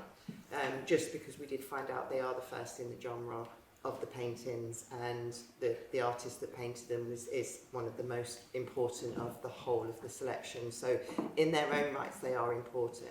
But then I'm using the paintings to decode these stories. And one way of doing it is to kind of take that timeline right the way through.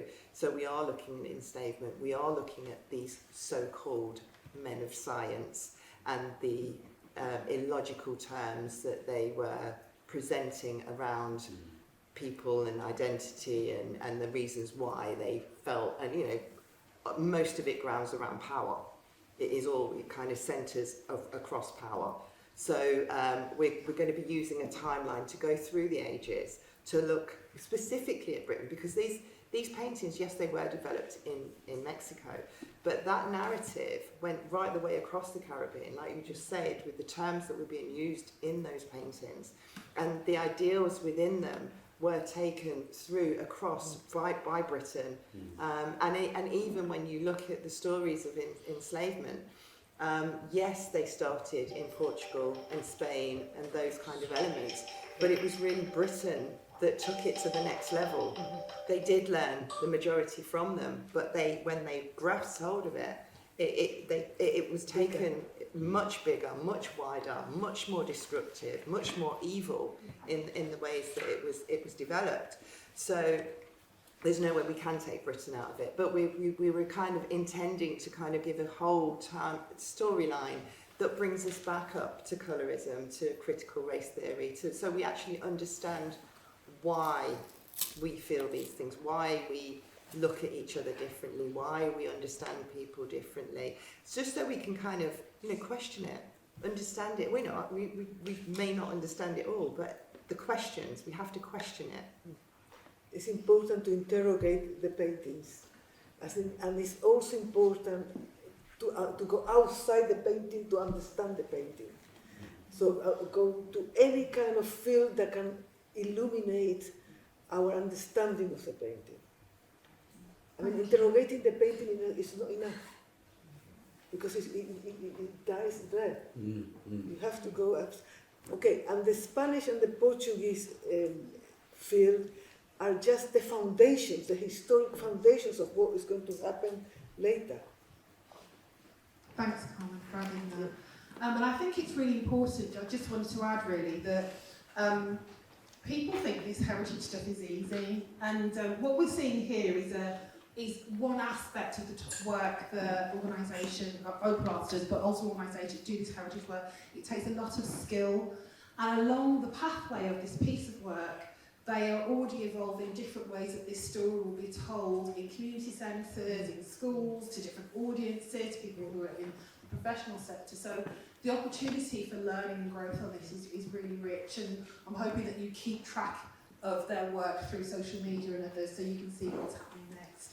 You had another question, sir? Yeah, mine was partially, first one was in relation to the gentleman's question earlier, and he was asking why is that, as you put it, the difference between the Anglo-slave trade viewpoint and the Dutch. One of them is because the Dutch was still an acceptable political viewpoint up until the 1990s, called apartheid, and it used exactly the same literally used the classifications that we had up on the board during apartheid, and that was literally you were marked by a card with a particular colour on it, and sort of and also we've been grappling with the difference between the Anglo and the Spanish. You could argue the Spanish, the Dutch, they had a primary reason for travel, and you could argue slavery was a byproduct of that journey.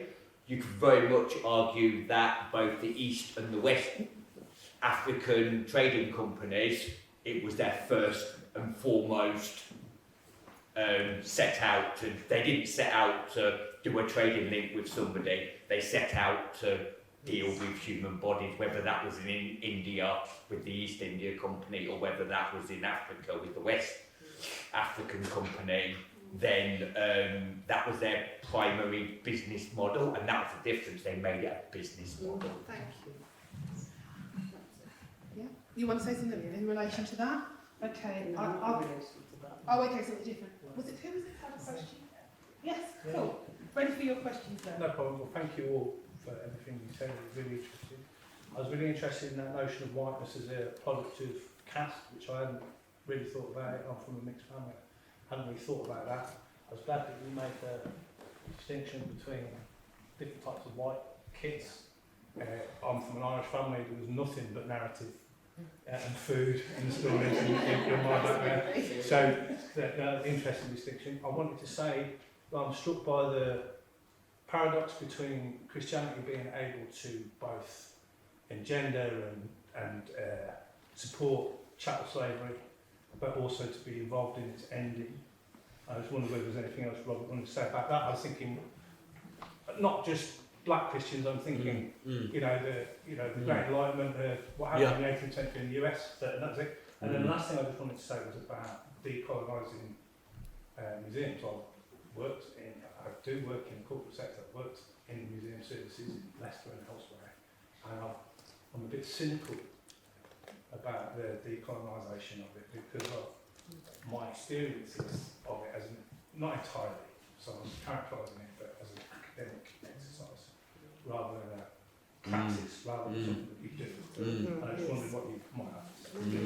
So thank you. You've raised a couple of things there. Did you catch the things you Yeah. want to respond to? So you guys start on that. We'll look round the room to who else wants to speak. Sure.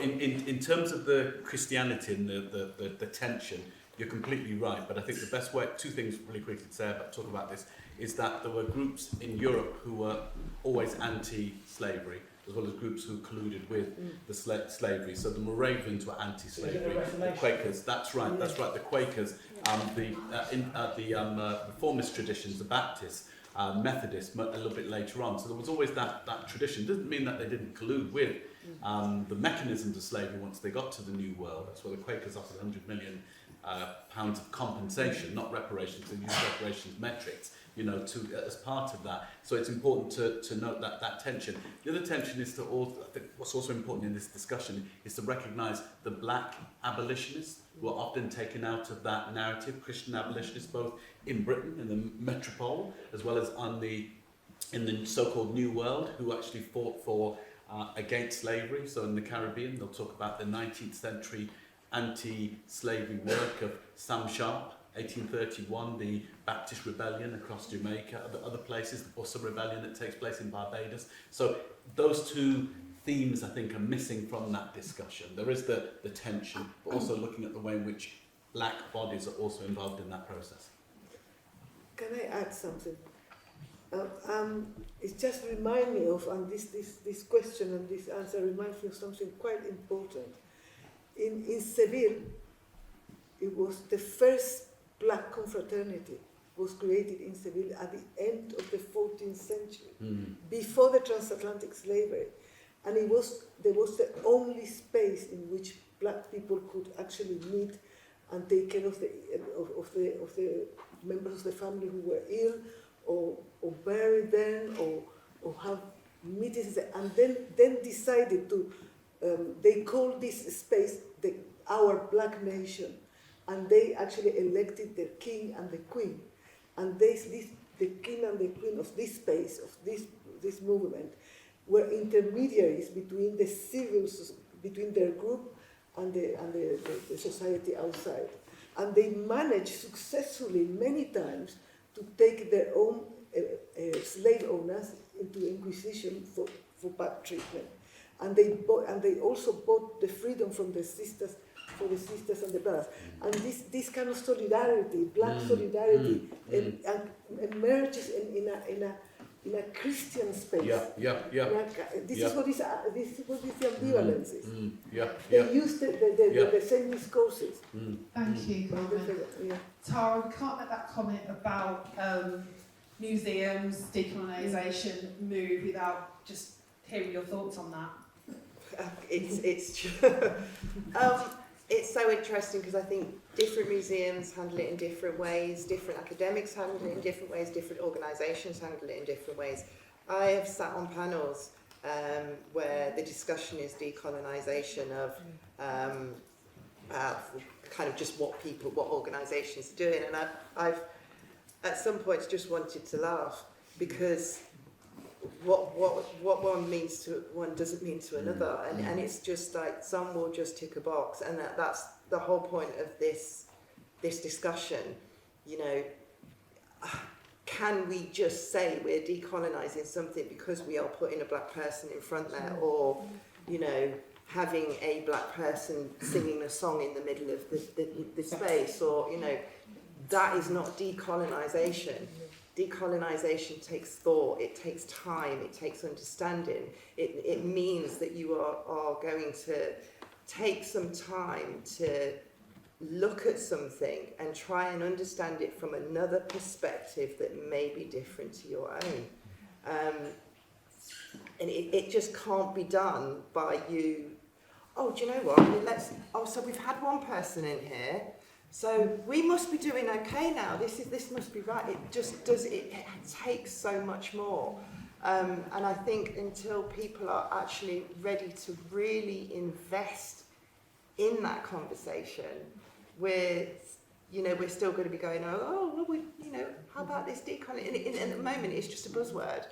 And I just want to add that, and I'm going to bring in that question, but the other side of it, and this is one of the uncomfortable things that sit with us as people of colour, is that we also have to do some of that work. Because we've all been swimming in the waters. There are particular viewpoints. The fact that if we let's look at colorism, that is absolutely, when you look at relationship choices, who gets selected to be the next,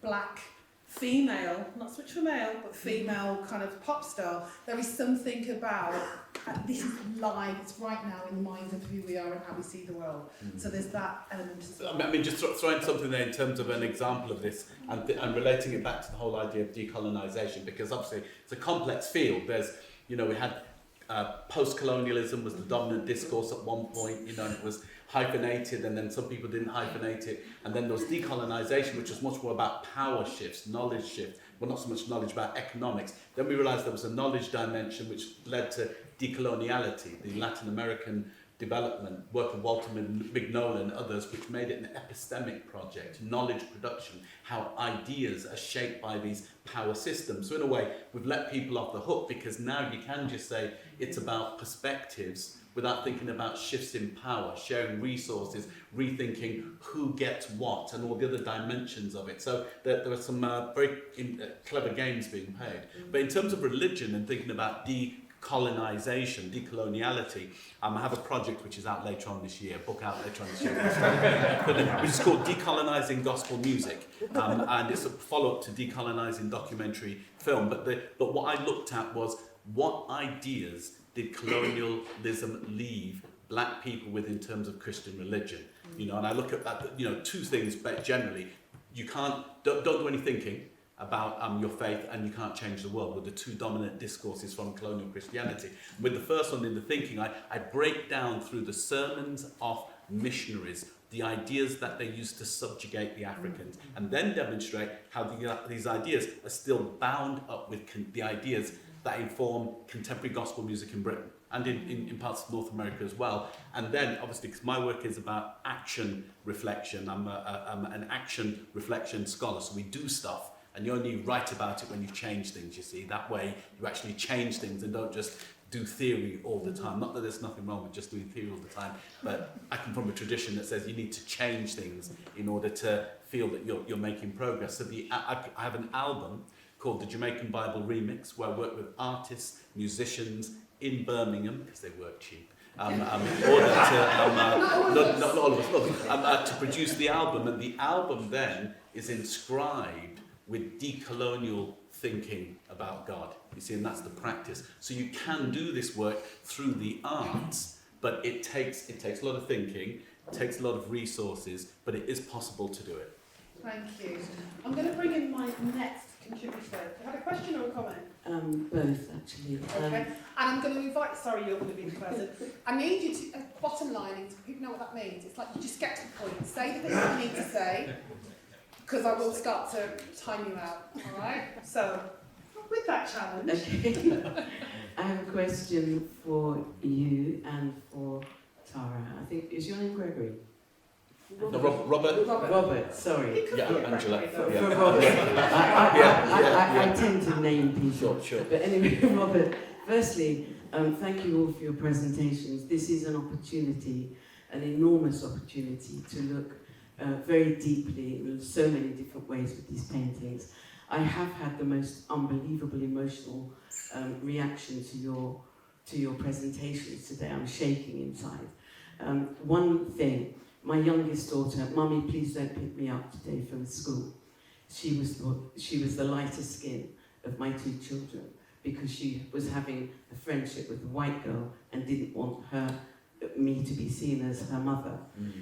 These emotional situations, I think, will come up around this. And my question to you, Tara, taking it into schools, is there opportunity? Because I come as an artist, I also worked as a counsellor with young people for 30 years. Is there an opportunity for counselling for young people with these kind of emotive situations?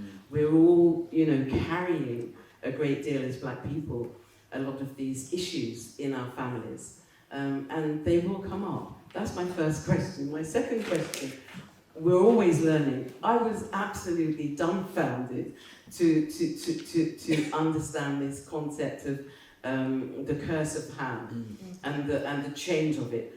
What century did that happen? And was it the Catholics that did that? Sure. So those are my two Thank you. questions. So question around trauma.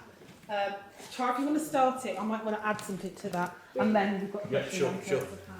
Well, around the exhibition, we are creating a school pack. I know she's got her head down right now. Because I've brought in Camille London, Maya, to help us with that. So we are hopefully going to be doing a lot of work around how we bring out those subjects and make it child-friendly and make it into something that is not traumatic. I'm talking to her when you're there. Sorry. Because, I don't want... This has to be a learning experience. The exhibition has to be a learning experience. I'm trying not to make it traumatic, even though there's a lot of trauma in there. I'm not sure if I'm answering the question completely, but we're trying to do things like bring comedy. There'll be different elements to it. To bring comedians to give tours around the exhibition, just so we can gain that understanding on different levels and try and break it down a little bit. To take it into schools, I'm not sure. I don't know whether I've answered the question, and I'm not sure if we can take it to that level through at this point. But it might be something that we could do later on. And there's an opportunity with the schools. Oh, definitely. Yeah. I think there's a lot more from what we're doing at the moment. It kind of takes us up to the exhibition and what will be happening while the exhibition's on.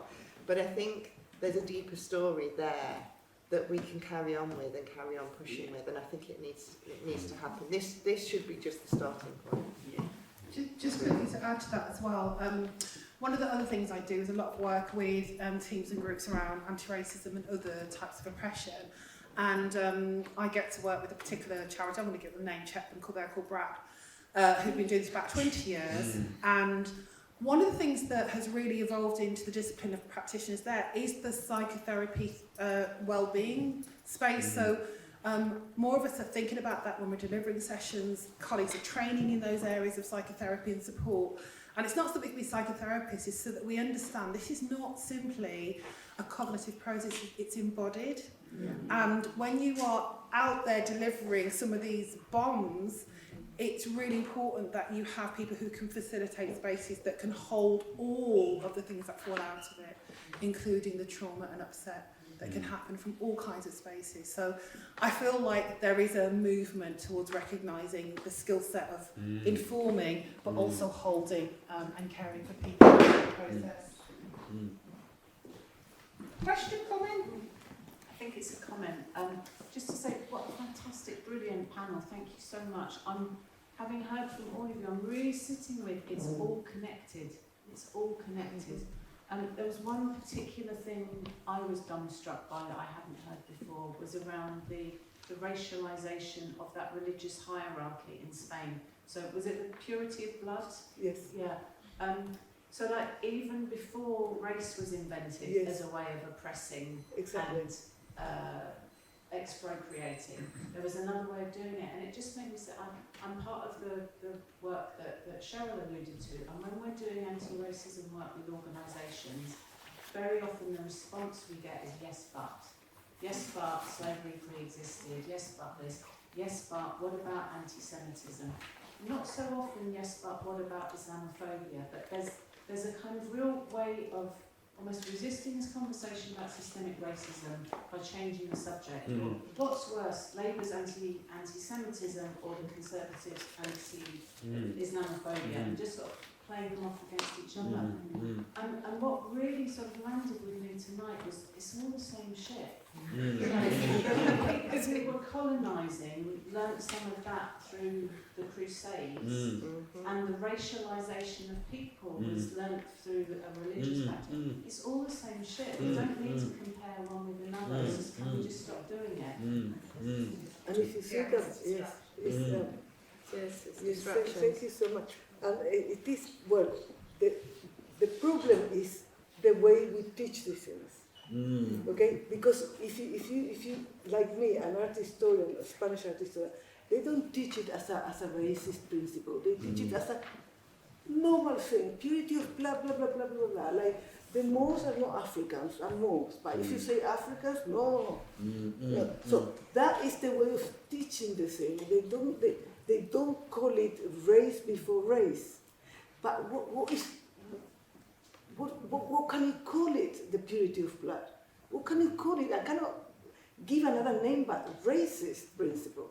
If the consequences are, in 1492 they discover us in Latin America, in 1492 they got rid of the last Muslim stronghold in Granada, and then expelled all the Jews. That is no coincidence. That is something well thought and well prepared. And then in 1614 they expelled all the Muslims. So all to keep everything unified and to keep the purity of blood.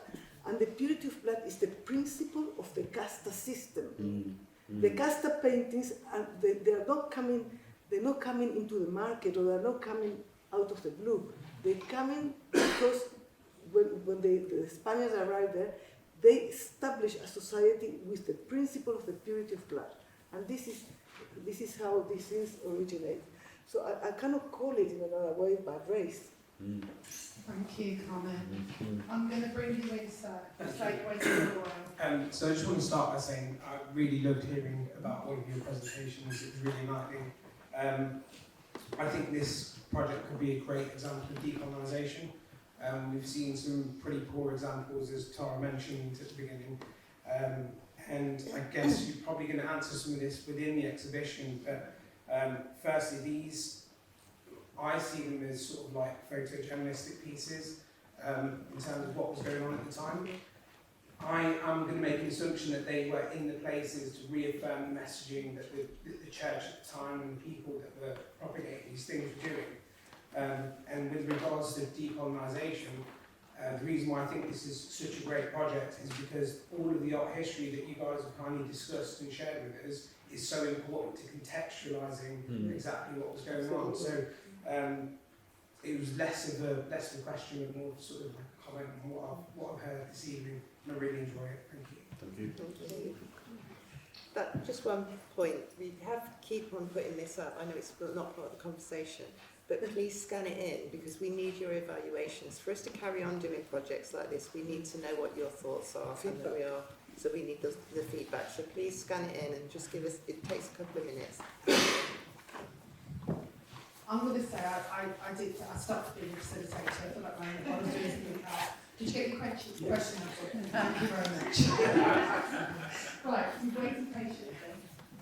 Hi, I'd just like to thank you for your presentations, and especially for the passion behind them and the lack of detachment. I love that you're invested in them, and that's what carries us forward. I'm really interested in the concept of resistance. I think mixity, being a person with mixity, is going to be my new favourite word. I'd really love to hear a little bit more about that and why people of mixity became this focus became leaders of resistance and like lightning rods for it. And are they still there? Does that continue? I mean, I'm thinking Malcolm X, but would you say Obama? Yeah, please more about mixity, all of you, but I guess I'm looking at this problem. Sure. Sure. That's a great question. I'd say two things. Firstly, we need to understand that all Caribbean people are mixed. And that in many ways, there are very few people who have any kind of just pure African phenotype or genetics. So, for example, I made a film with Trevor Phillips back in the day, in the late 90s. It's called Britain's Slave Past. It's still on YouTube. And one of the reasons why my story is included is if you go back 4 generations in my family, you get to a white family. The white family now live in Hull. All the money's gone, unfortunately. There wasn't much, we thought we'd knock on the door and say, we come for a check, for the back pay. But they'd spent it all out. Exactly. But it's what Paul Gilroy always reminds us, that African Caribbean is about hybridity. So that's the first thing. We really need to understand that there's a certain degree of fluidity of cultures and identities within all Caribbean people, no matter what colour, no matter what tone. And I always affirm that as a starting point, because what it means is that we should then be incredibly conscious of how mixity can operate in the world in a dynamic way, because that's what we've been doing. African, Caribbean, British cultures merging and mixing together. In terms of second thing is, mixity is a discourse.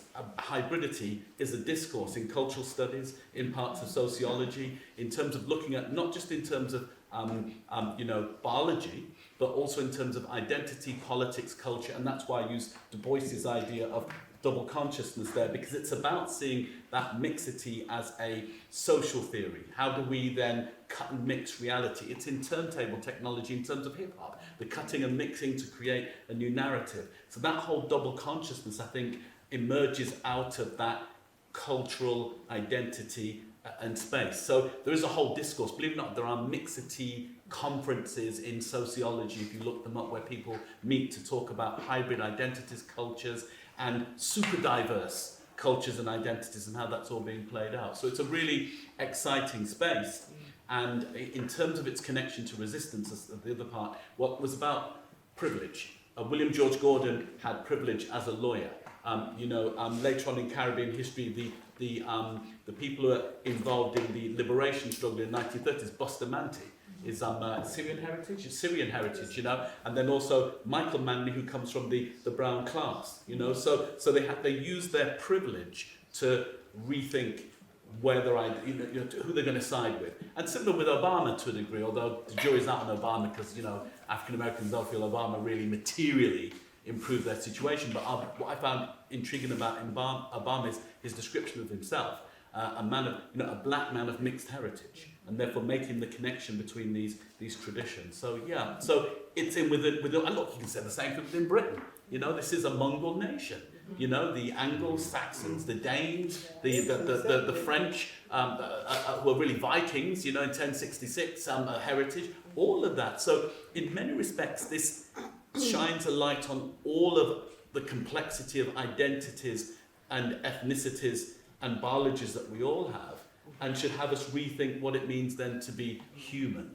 That's the real issue behind this, and that's what it means to abolish race, is to move into this more complex space of understanding what it means to be a body in time and space here. Thank you.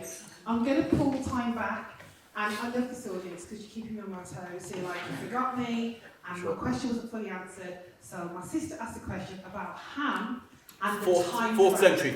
According to Goldenberg's work, if you read his book, The Curse of Ham, he looks at how in the 4th century this thinking enters Jewish writings. He then looks at the desert fathers, as they're known, in the 4th, 5th, 6th century, and how they then undergird this idea. He then argues, very controversially, that it emerges in Islamic writings in the 10th century. Very controversial, because the Islamic scholars deny it. He argues it's there. It enters Christian discourse in the 14th and 15th century, and becomes normative in the 16th century, then in the Age of Expansion. It's only rescinded in Britain in the 17th century, and only in 1996, the Southern Baptists say that we realised this doctrine was faulty. So it's been around for a long time, informing ideas around fundamentally anti-blackness. And that's where you get I don't want to be seen with these people, because it problematizes blackness.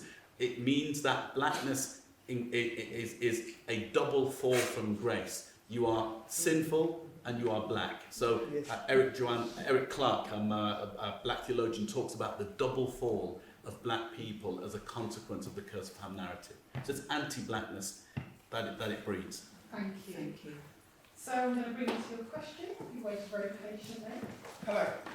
I have a comment which is about the Mercury article where the name of the woman who ran the two shops jumped out at me. I don't know if anyone else picked it up. Her name is Mrs. Olga Pepper.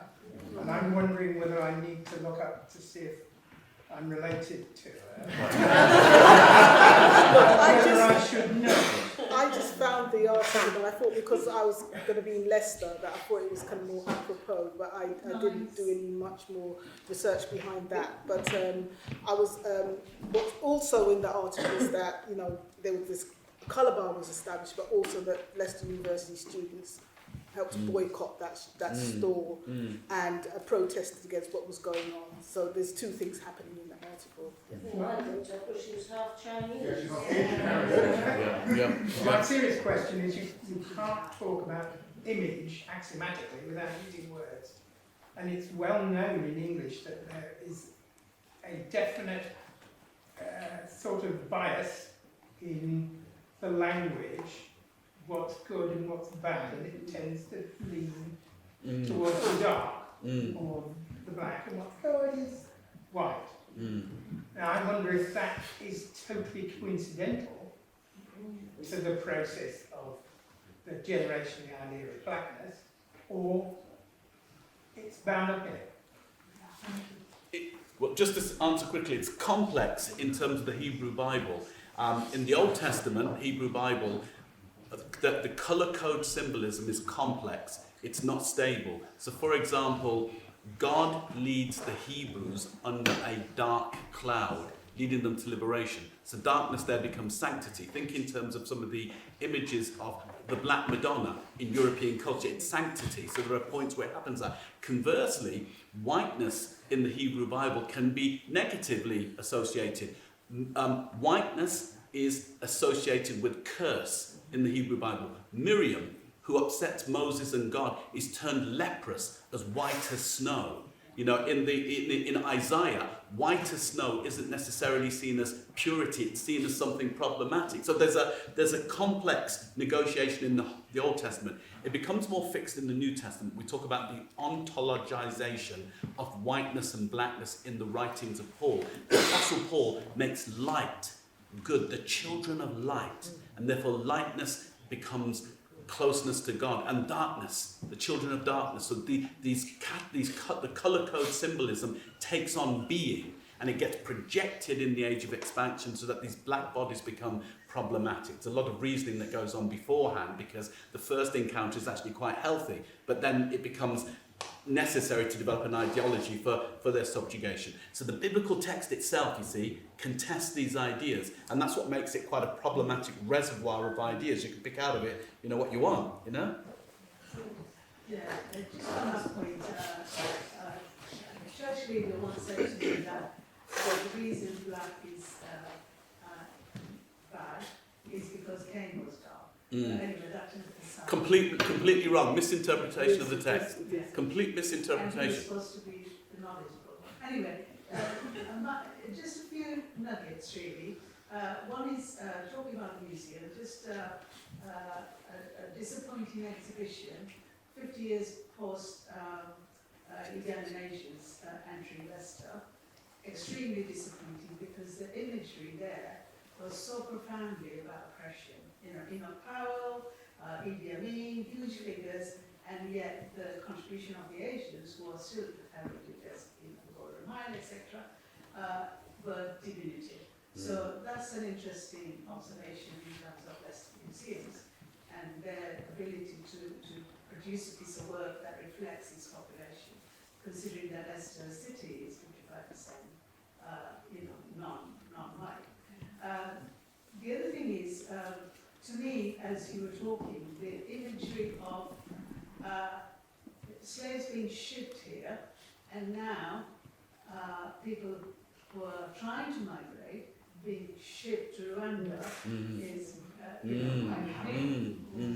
it's about what's happening to the world around us and how things change. You know, black people from Africa were forced to come here, and now they're being forced to Africa. So interesting course. Angela, do you want to pick up how we tell historical black stories. Because I think that point about is it always counting oppression on me?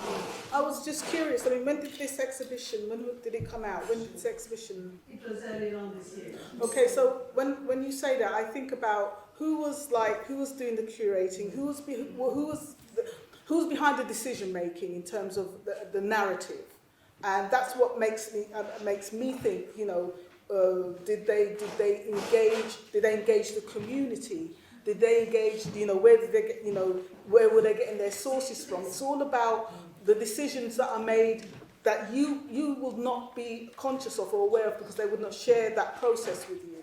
And I think that's maybe why you and perhaps others who visited that exhibition were not satisfied with the way that it was presented. But it's my experience working with museums, I won't name any of them, is that they are very much you know, what Robert's been talking about, this holding on to the power.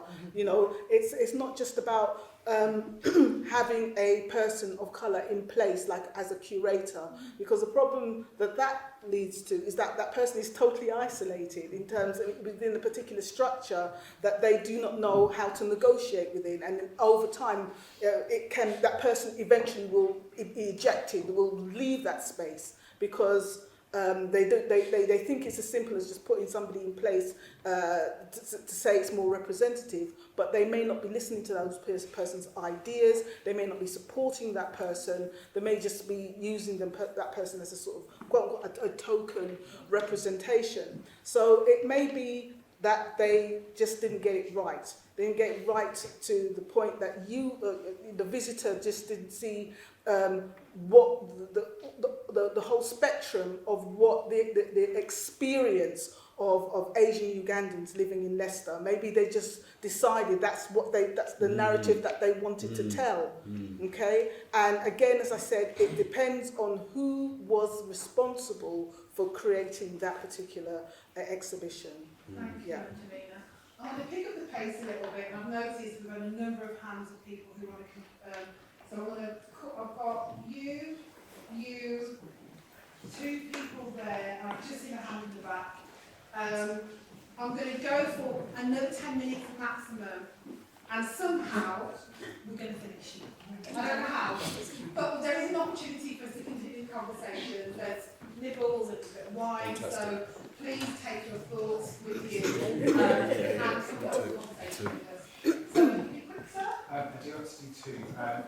Just wanted to clarify, the Ugandan project was actually one of the Heritage Funds projects, and it was actually led by the Ugandan region, and it was the names completely. Yes, but yes, it basically led. Can I just say that certainly one of the key players in there was not even from Uganda, so that was an interesting contributor. I'm just saying it was a lived experience. So we've got 50 years of contribution by the agency in Leicester alone.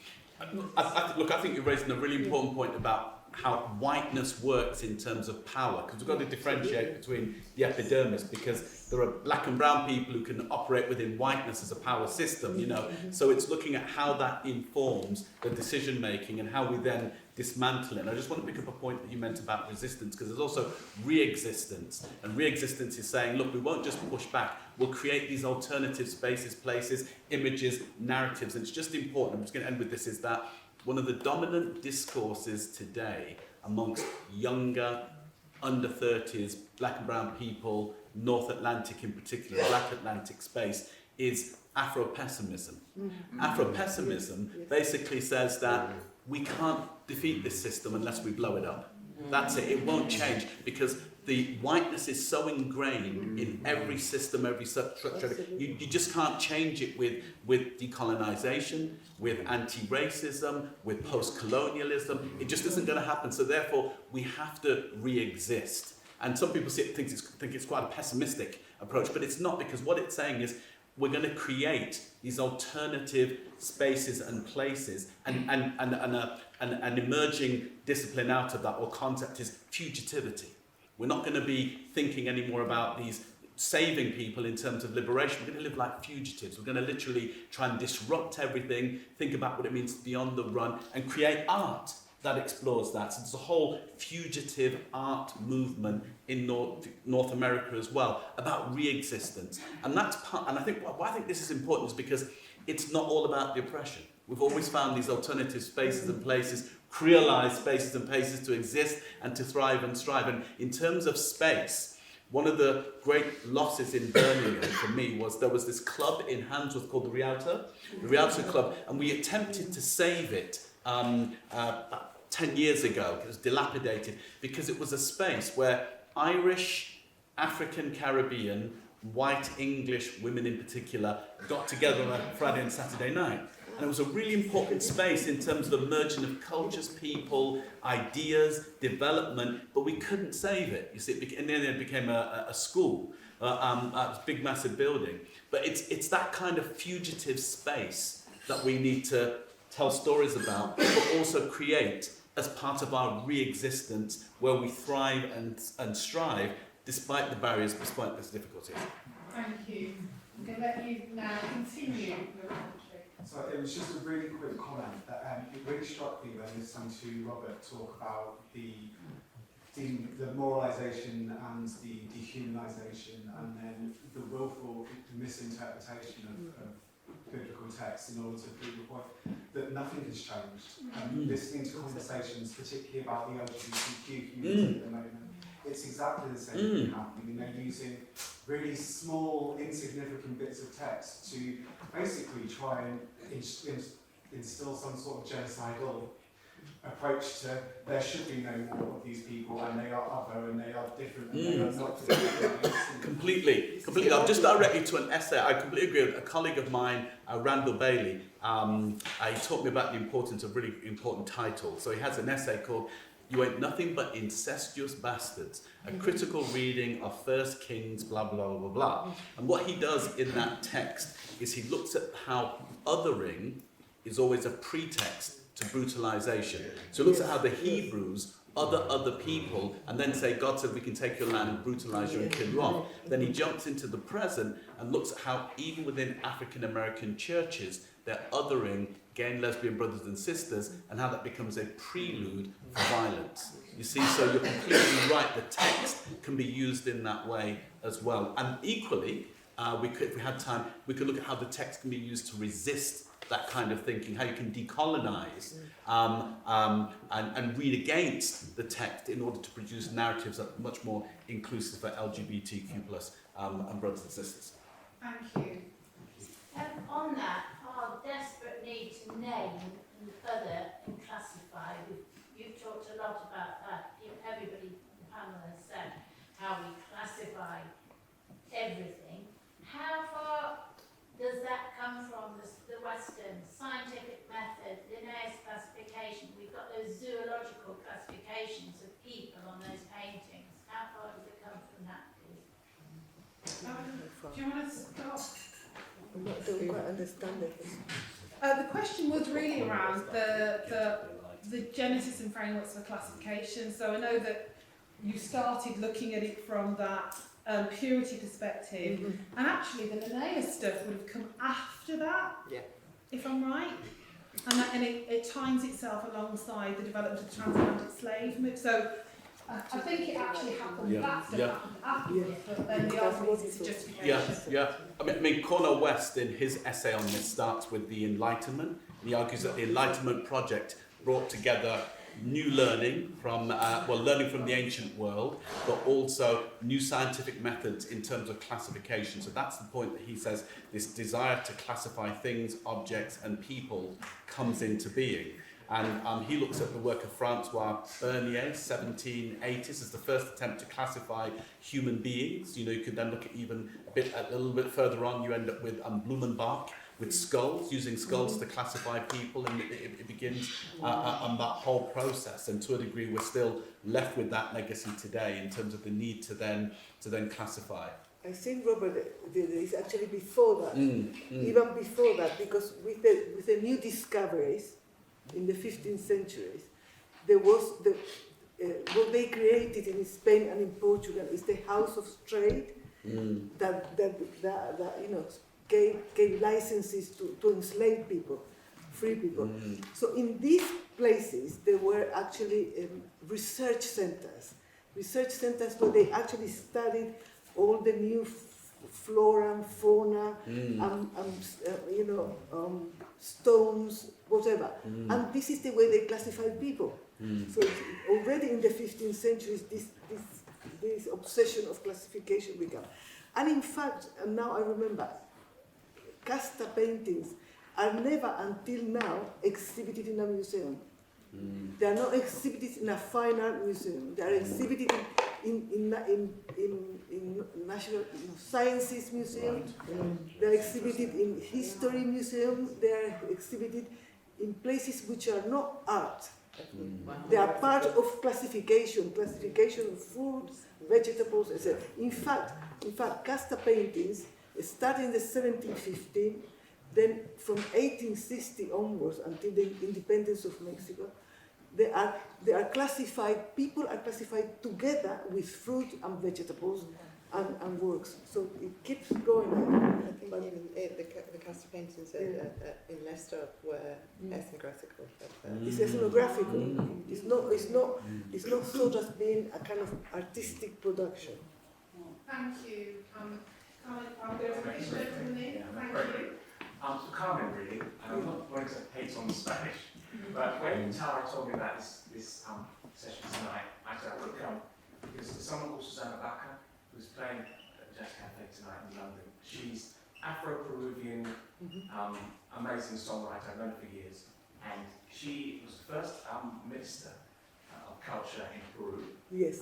And obviously she supports black people in Peru and Bolivia and so on. Yes.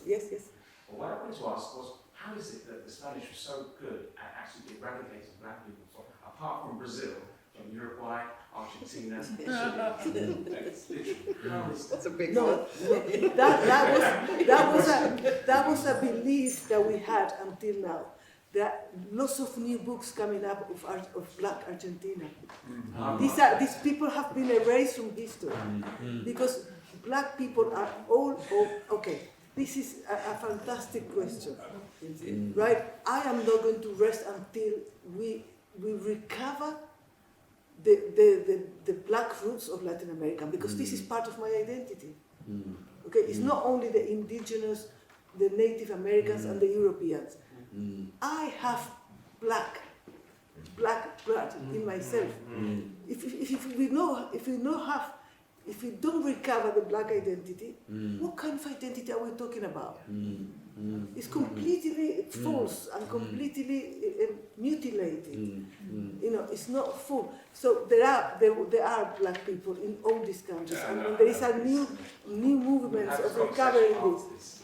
Yes. Right, that was really good to see. This gentleman here, I've got this gentleman here, this gentleman here, and if you haven't put your hand up, I'm really sorry if I have to bring you close. Because we want some food and drink. There's food and drink out there. So. From our art annual and the journey, as the painting being restored, it creates a monetary value. Yeah, and with the monetary value, we shift from art to social. Yeah, I'm just wondering, do you know or any idea, or when it got restored, when it get restored, what happens next? Well, they're the museum's responsibility. They always have been the museum's responsibility. So, all I can, what we have, the story as moving on from my part in it is the paintings will be restored. We will showcase them between September and December.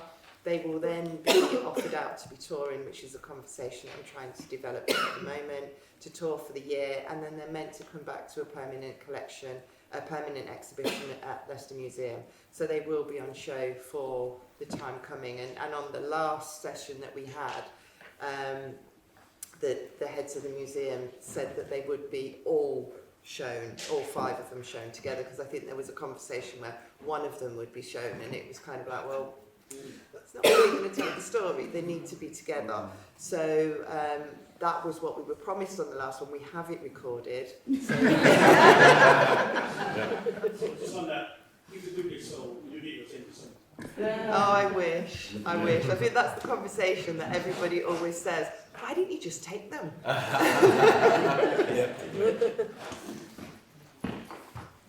I just start by thanking the panel for the excellent presentation? And it's really quite enlightening to sit here and take in the varying conversation from the three members. We can also deeply say thank you to Tara on discovering the painting, not covering it up and walking away, but in fact recognizing the importance of the painting and is helping to shine a light on what might have been in the thoughts of the people when they buried the painting where they buried it. So thank you very much for that, Tara. I guess my question is to Anne, and perhaps more so to Professor Beckford. And might I just, it's not, can I be asked about this point? And I should say, this is Leicester's Lord Mayor. Fantastic, fantastic. Thank you. Thank you. The thing is, I've been a follower of yours since Jesus was a dread. All right, thank you. Thank you. Thank you. Appreciate that. Thank you. Thank you. And I find your work very enlightening, profound, as well as you take absolute and total ownership of it, which makes the presentation so exciting. Thank you. Thank you. So the question I want to ask is, because as I sit here listening, I'm feeling more and more impressed by the conversation. The reason being that it's as if we're trapped within a world that has been shaped by others many, many years ago, and we seem unable to get out of it. We are able to identify in our conversations how they went about doing it, yet unable to find a way out of it. And what seems to me to be admirable is the way in which these people who invented this world have successfully developed mechanisms for perpetuating this world. And the question is this. You touched on it when you talked about the young Afro-blacks and their views. But is there a way out of this which ordinary people like myself can play a part in? Now, the point I'm making here is that when this world was being put together, key, and I'm going to use in quotes, important people were very central to saying this is what we're going to do and how we're going to do it, and make everyone else conform. Is there a way out of that which engages those of us who feel that we now need to reinvent our world for a better future? And I understand how schools and education can play a part in it. Well, you just would drop that big doozy of questions. I've got one more person who wants to comment. I think it's a really timely question about, it's about vision, it's about what can happen next. Someone give each of you like a little space to say, think about what can people do and what could that doing look like. I want to make you go first because I know you've got lots of things to say. Sure. I think it's a great question. Thank you for the support for my work. I really do appreciate it.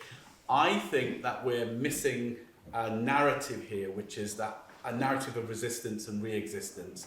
And it has come from the art, not necessarily always visual art, but audio culture in particular. Yeah. So if you look at the studies of black music in the Black Atlantic, that's always been an attempt, and the best of it anyway, has been an attempt to resist and re-exist. Think about reggae music and Rastafari, think about soul music traditions, think about the best of hip-hop cultures, and the way in which within all of these discourses, there is an attempt to reimagine new possibilities. And a similar thing, believe it or not, happens within religion, Black Pentecostalism. About music. There's a great book by James Perkinson on Black music as a form of shamanistic experience, exorcising the evil and the bad spirits that there are out there. So we've done it through music tradition.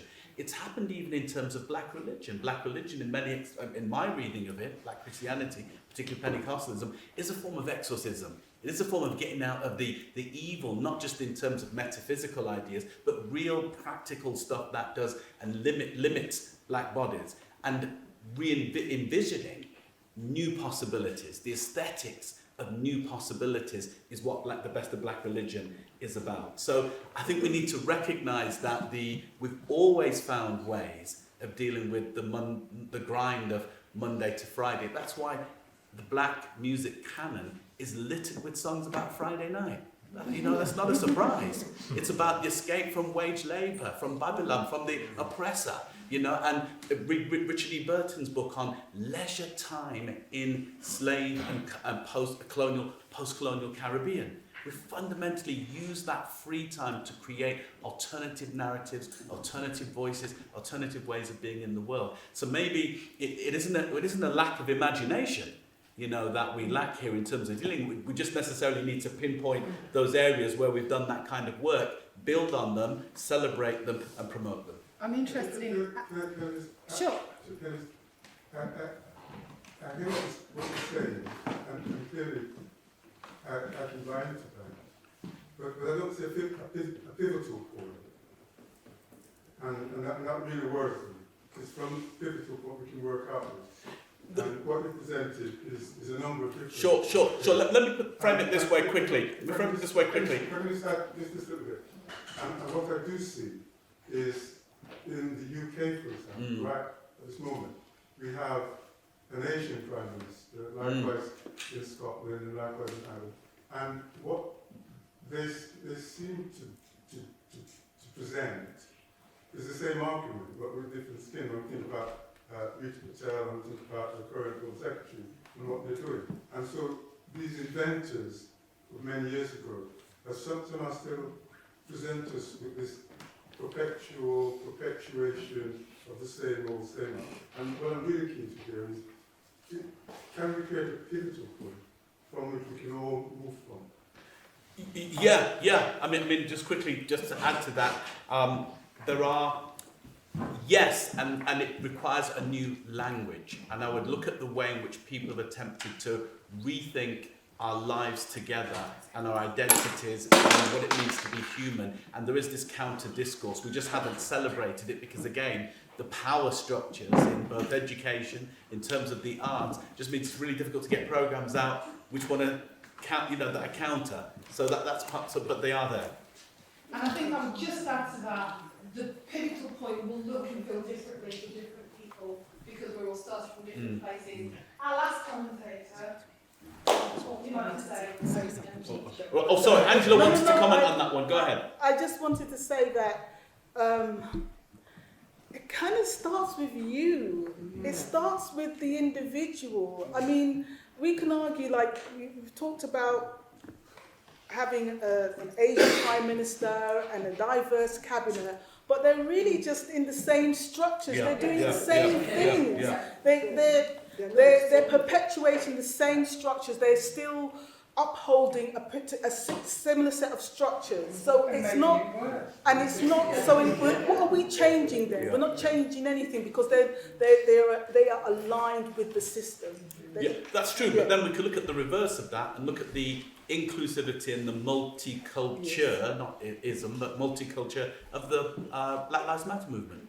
And the way in which that across Britain was incredibly inclusive.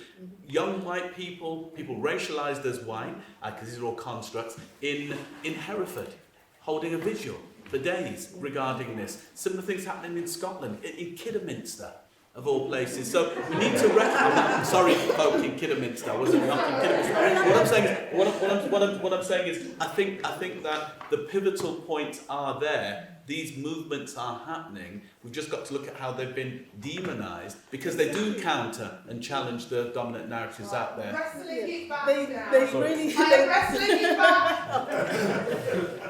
Okay. So, you just had a comment you wanted to make, sir? Yes.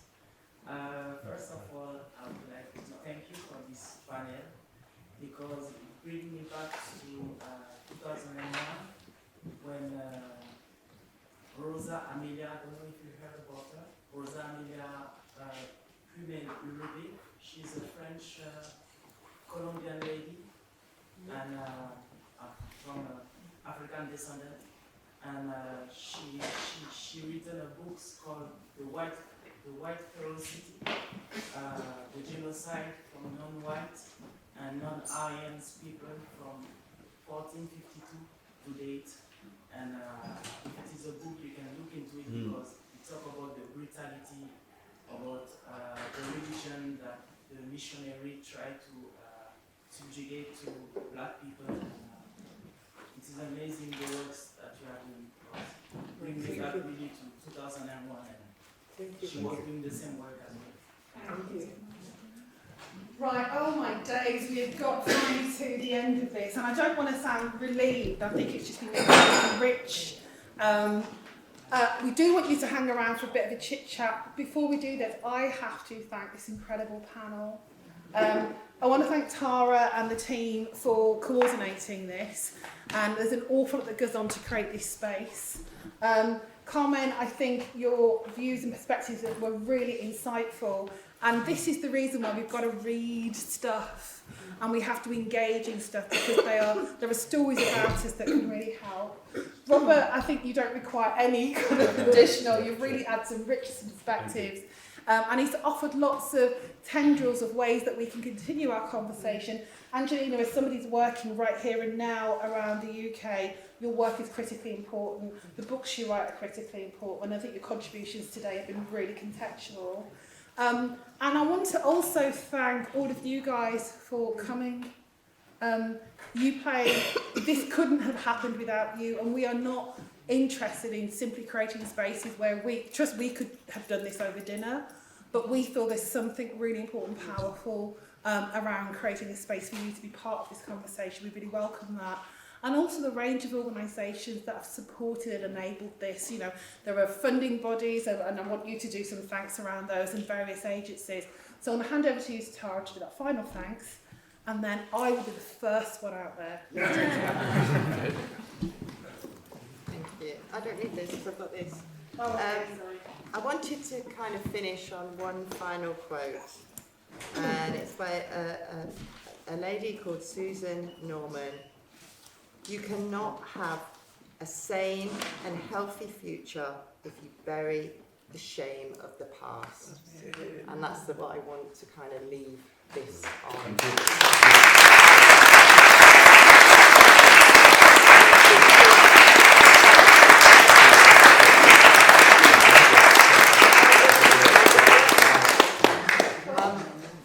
I've got some massive thank yous, because to have this conversation and to start this project, we have done it in partnership with the museum, and I know they have taken a bit of a flag today, but Leicester Museum, we couldn't do it without them. They have, the paintings belong to them, and they have allowed me to move forward with this conversation the way I wanted to.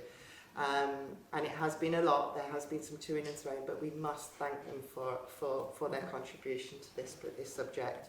The Heritage Lottery, who we've got quite a few of them here, and I always kind of bring them up, because it was Leslie there that really pushed me to go for the funding and to start this project. And without her support, I probably wouldn't be doing this now. So that's a massive thank you. Well has supported the project, and my fantastic team. He's hiding there with some... They're all hiding. Yeah. They are all around here. Tanya, Boston, Faye, Kerry and Nellie, all of them, and many more that support us along the way. This is, you know, I kind of... Everybody seems to know who I am, but I can't do what I do without the rest of them. So I thank you very much. To the panel, you've been amazing, and I have to write it down because I want to forget about everybody. So I've forgotten any. Conrad and team from Smartway Media, who have been live streaming this while we've been doing this as well tonight. Thank you so much.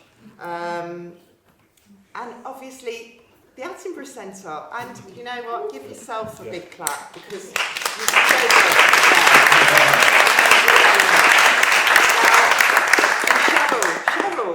Cheryl.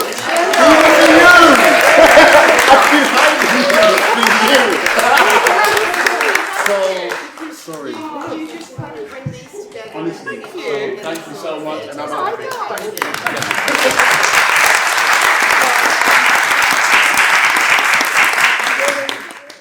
The event really appealed to me because I think it's a fascinating subject. I'm really interested in decolonisation as a subject itself. I think there's a lot more conversation to be had around what it actually means and what it is to decolonise. So I was really interested to come along to hear the different perspectives of the panellists, and I've not been disappointed. It's been a really interesting night. I come from an arts background and I found it really interesting the journey that the cast of paintings have taken from this, what was originally something that was seen as almost throwaway. It was, people were able to just work on it and do what they wanted to it, to now finding this story and being able to pull out so much from it. I found really interesting. The decolonising of museums is a really hot topic at the moment. It's not one that is being discussed to the same level and depth in different organisations. So what attracted me was to see how they would discuss this topic and how they would dismantle it, and they've done a fantastic job at doing it. So. For me, in particular, it was a different way of sort of experiencing the art before the installation. So the ability to discuss it and sort of interact with the panel, that's what interested me. The cast of paintings and what they represent and the history and the ethos of black culture. And as an artist, I found the paintings really quite remarkable as pieces of work, but underneath everything, this panel was able to really illuminate so much, and I wanted to hear it. The fact of making topics like this front and centre, not trying to hide them, I really think is important. So, yeah, so primarily that's what made it such an interesting project. I think for me it was an opportunity to get more of an understanding about the conversations and the dialogues that are happening around the social aspects of these paintings. So I understood what they were from an artistic point of view, but to look at them from a more social perspective was what interested me. The subject matter I was really interested in, both in terms of art and also its place in reparation. I guess what appealed to me is about the uncovering of, I wouldn't say hidden histories, they're not hidden, they're just not talked about. Hidden histories, yeah.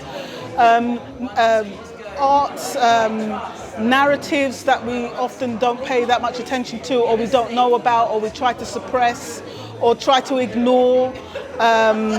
Or who gets to tell the story, who gets to tell the narrative, who's in control of the narrative, and how we can make museum spaces, more public spaces, much more in places for debate, open up for debate, open up for new perspectives, open it up for power exchange, exchange of knowledge, exchange of ideas. So that we're not being just told, we're just told the same basic narrative, really.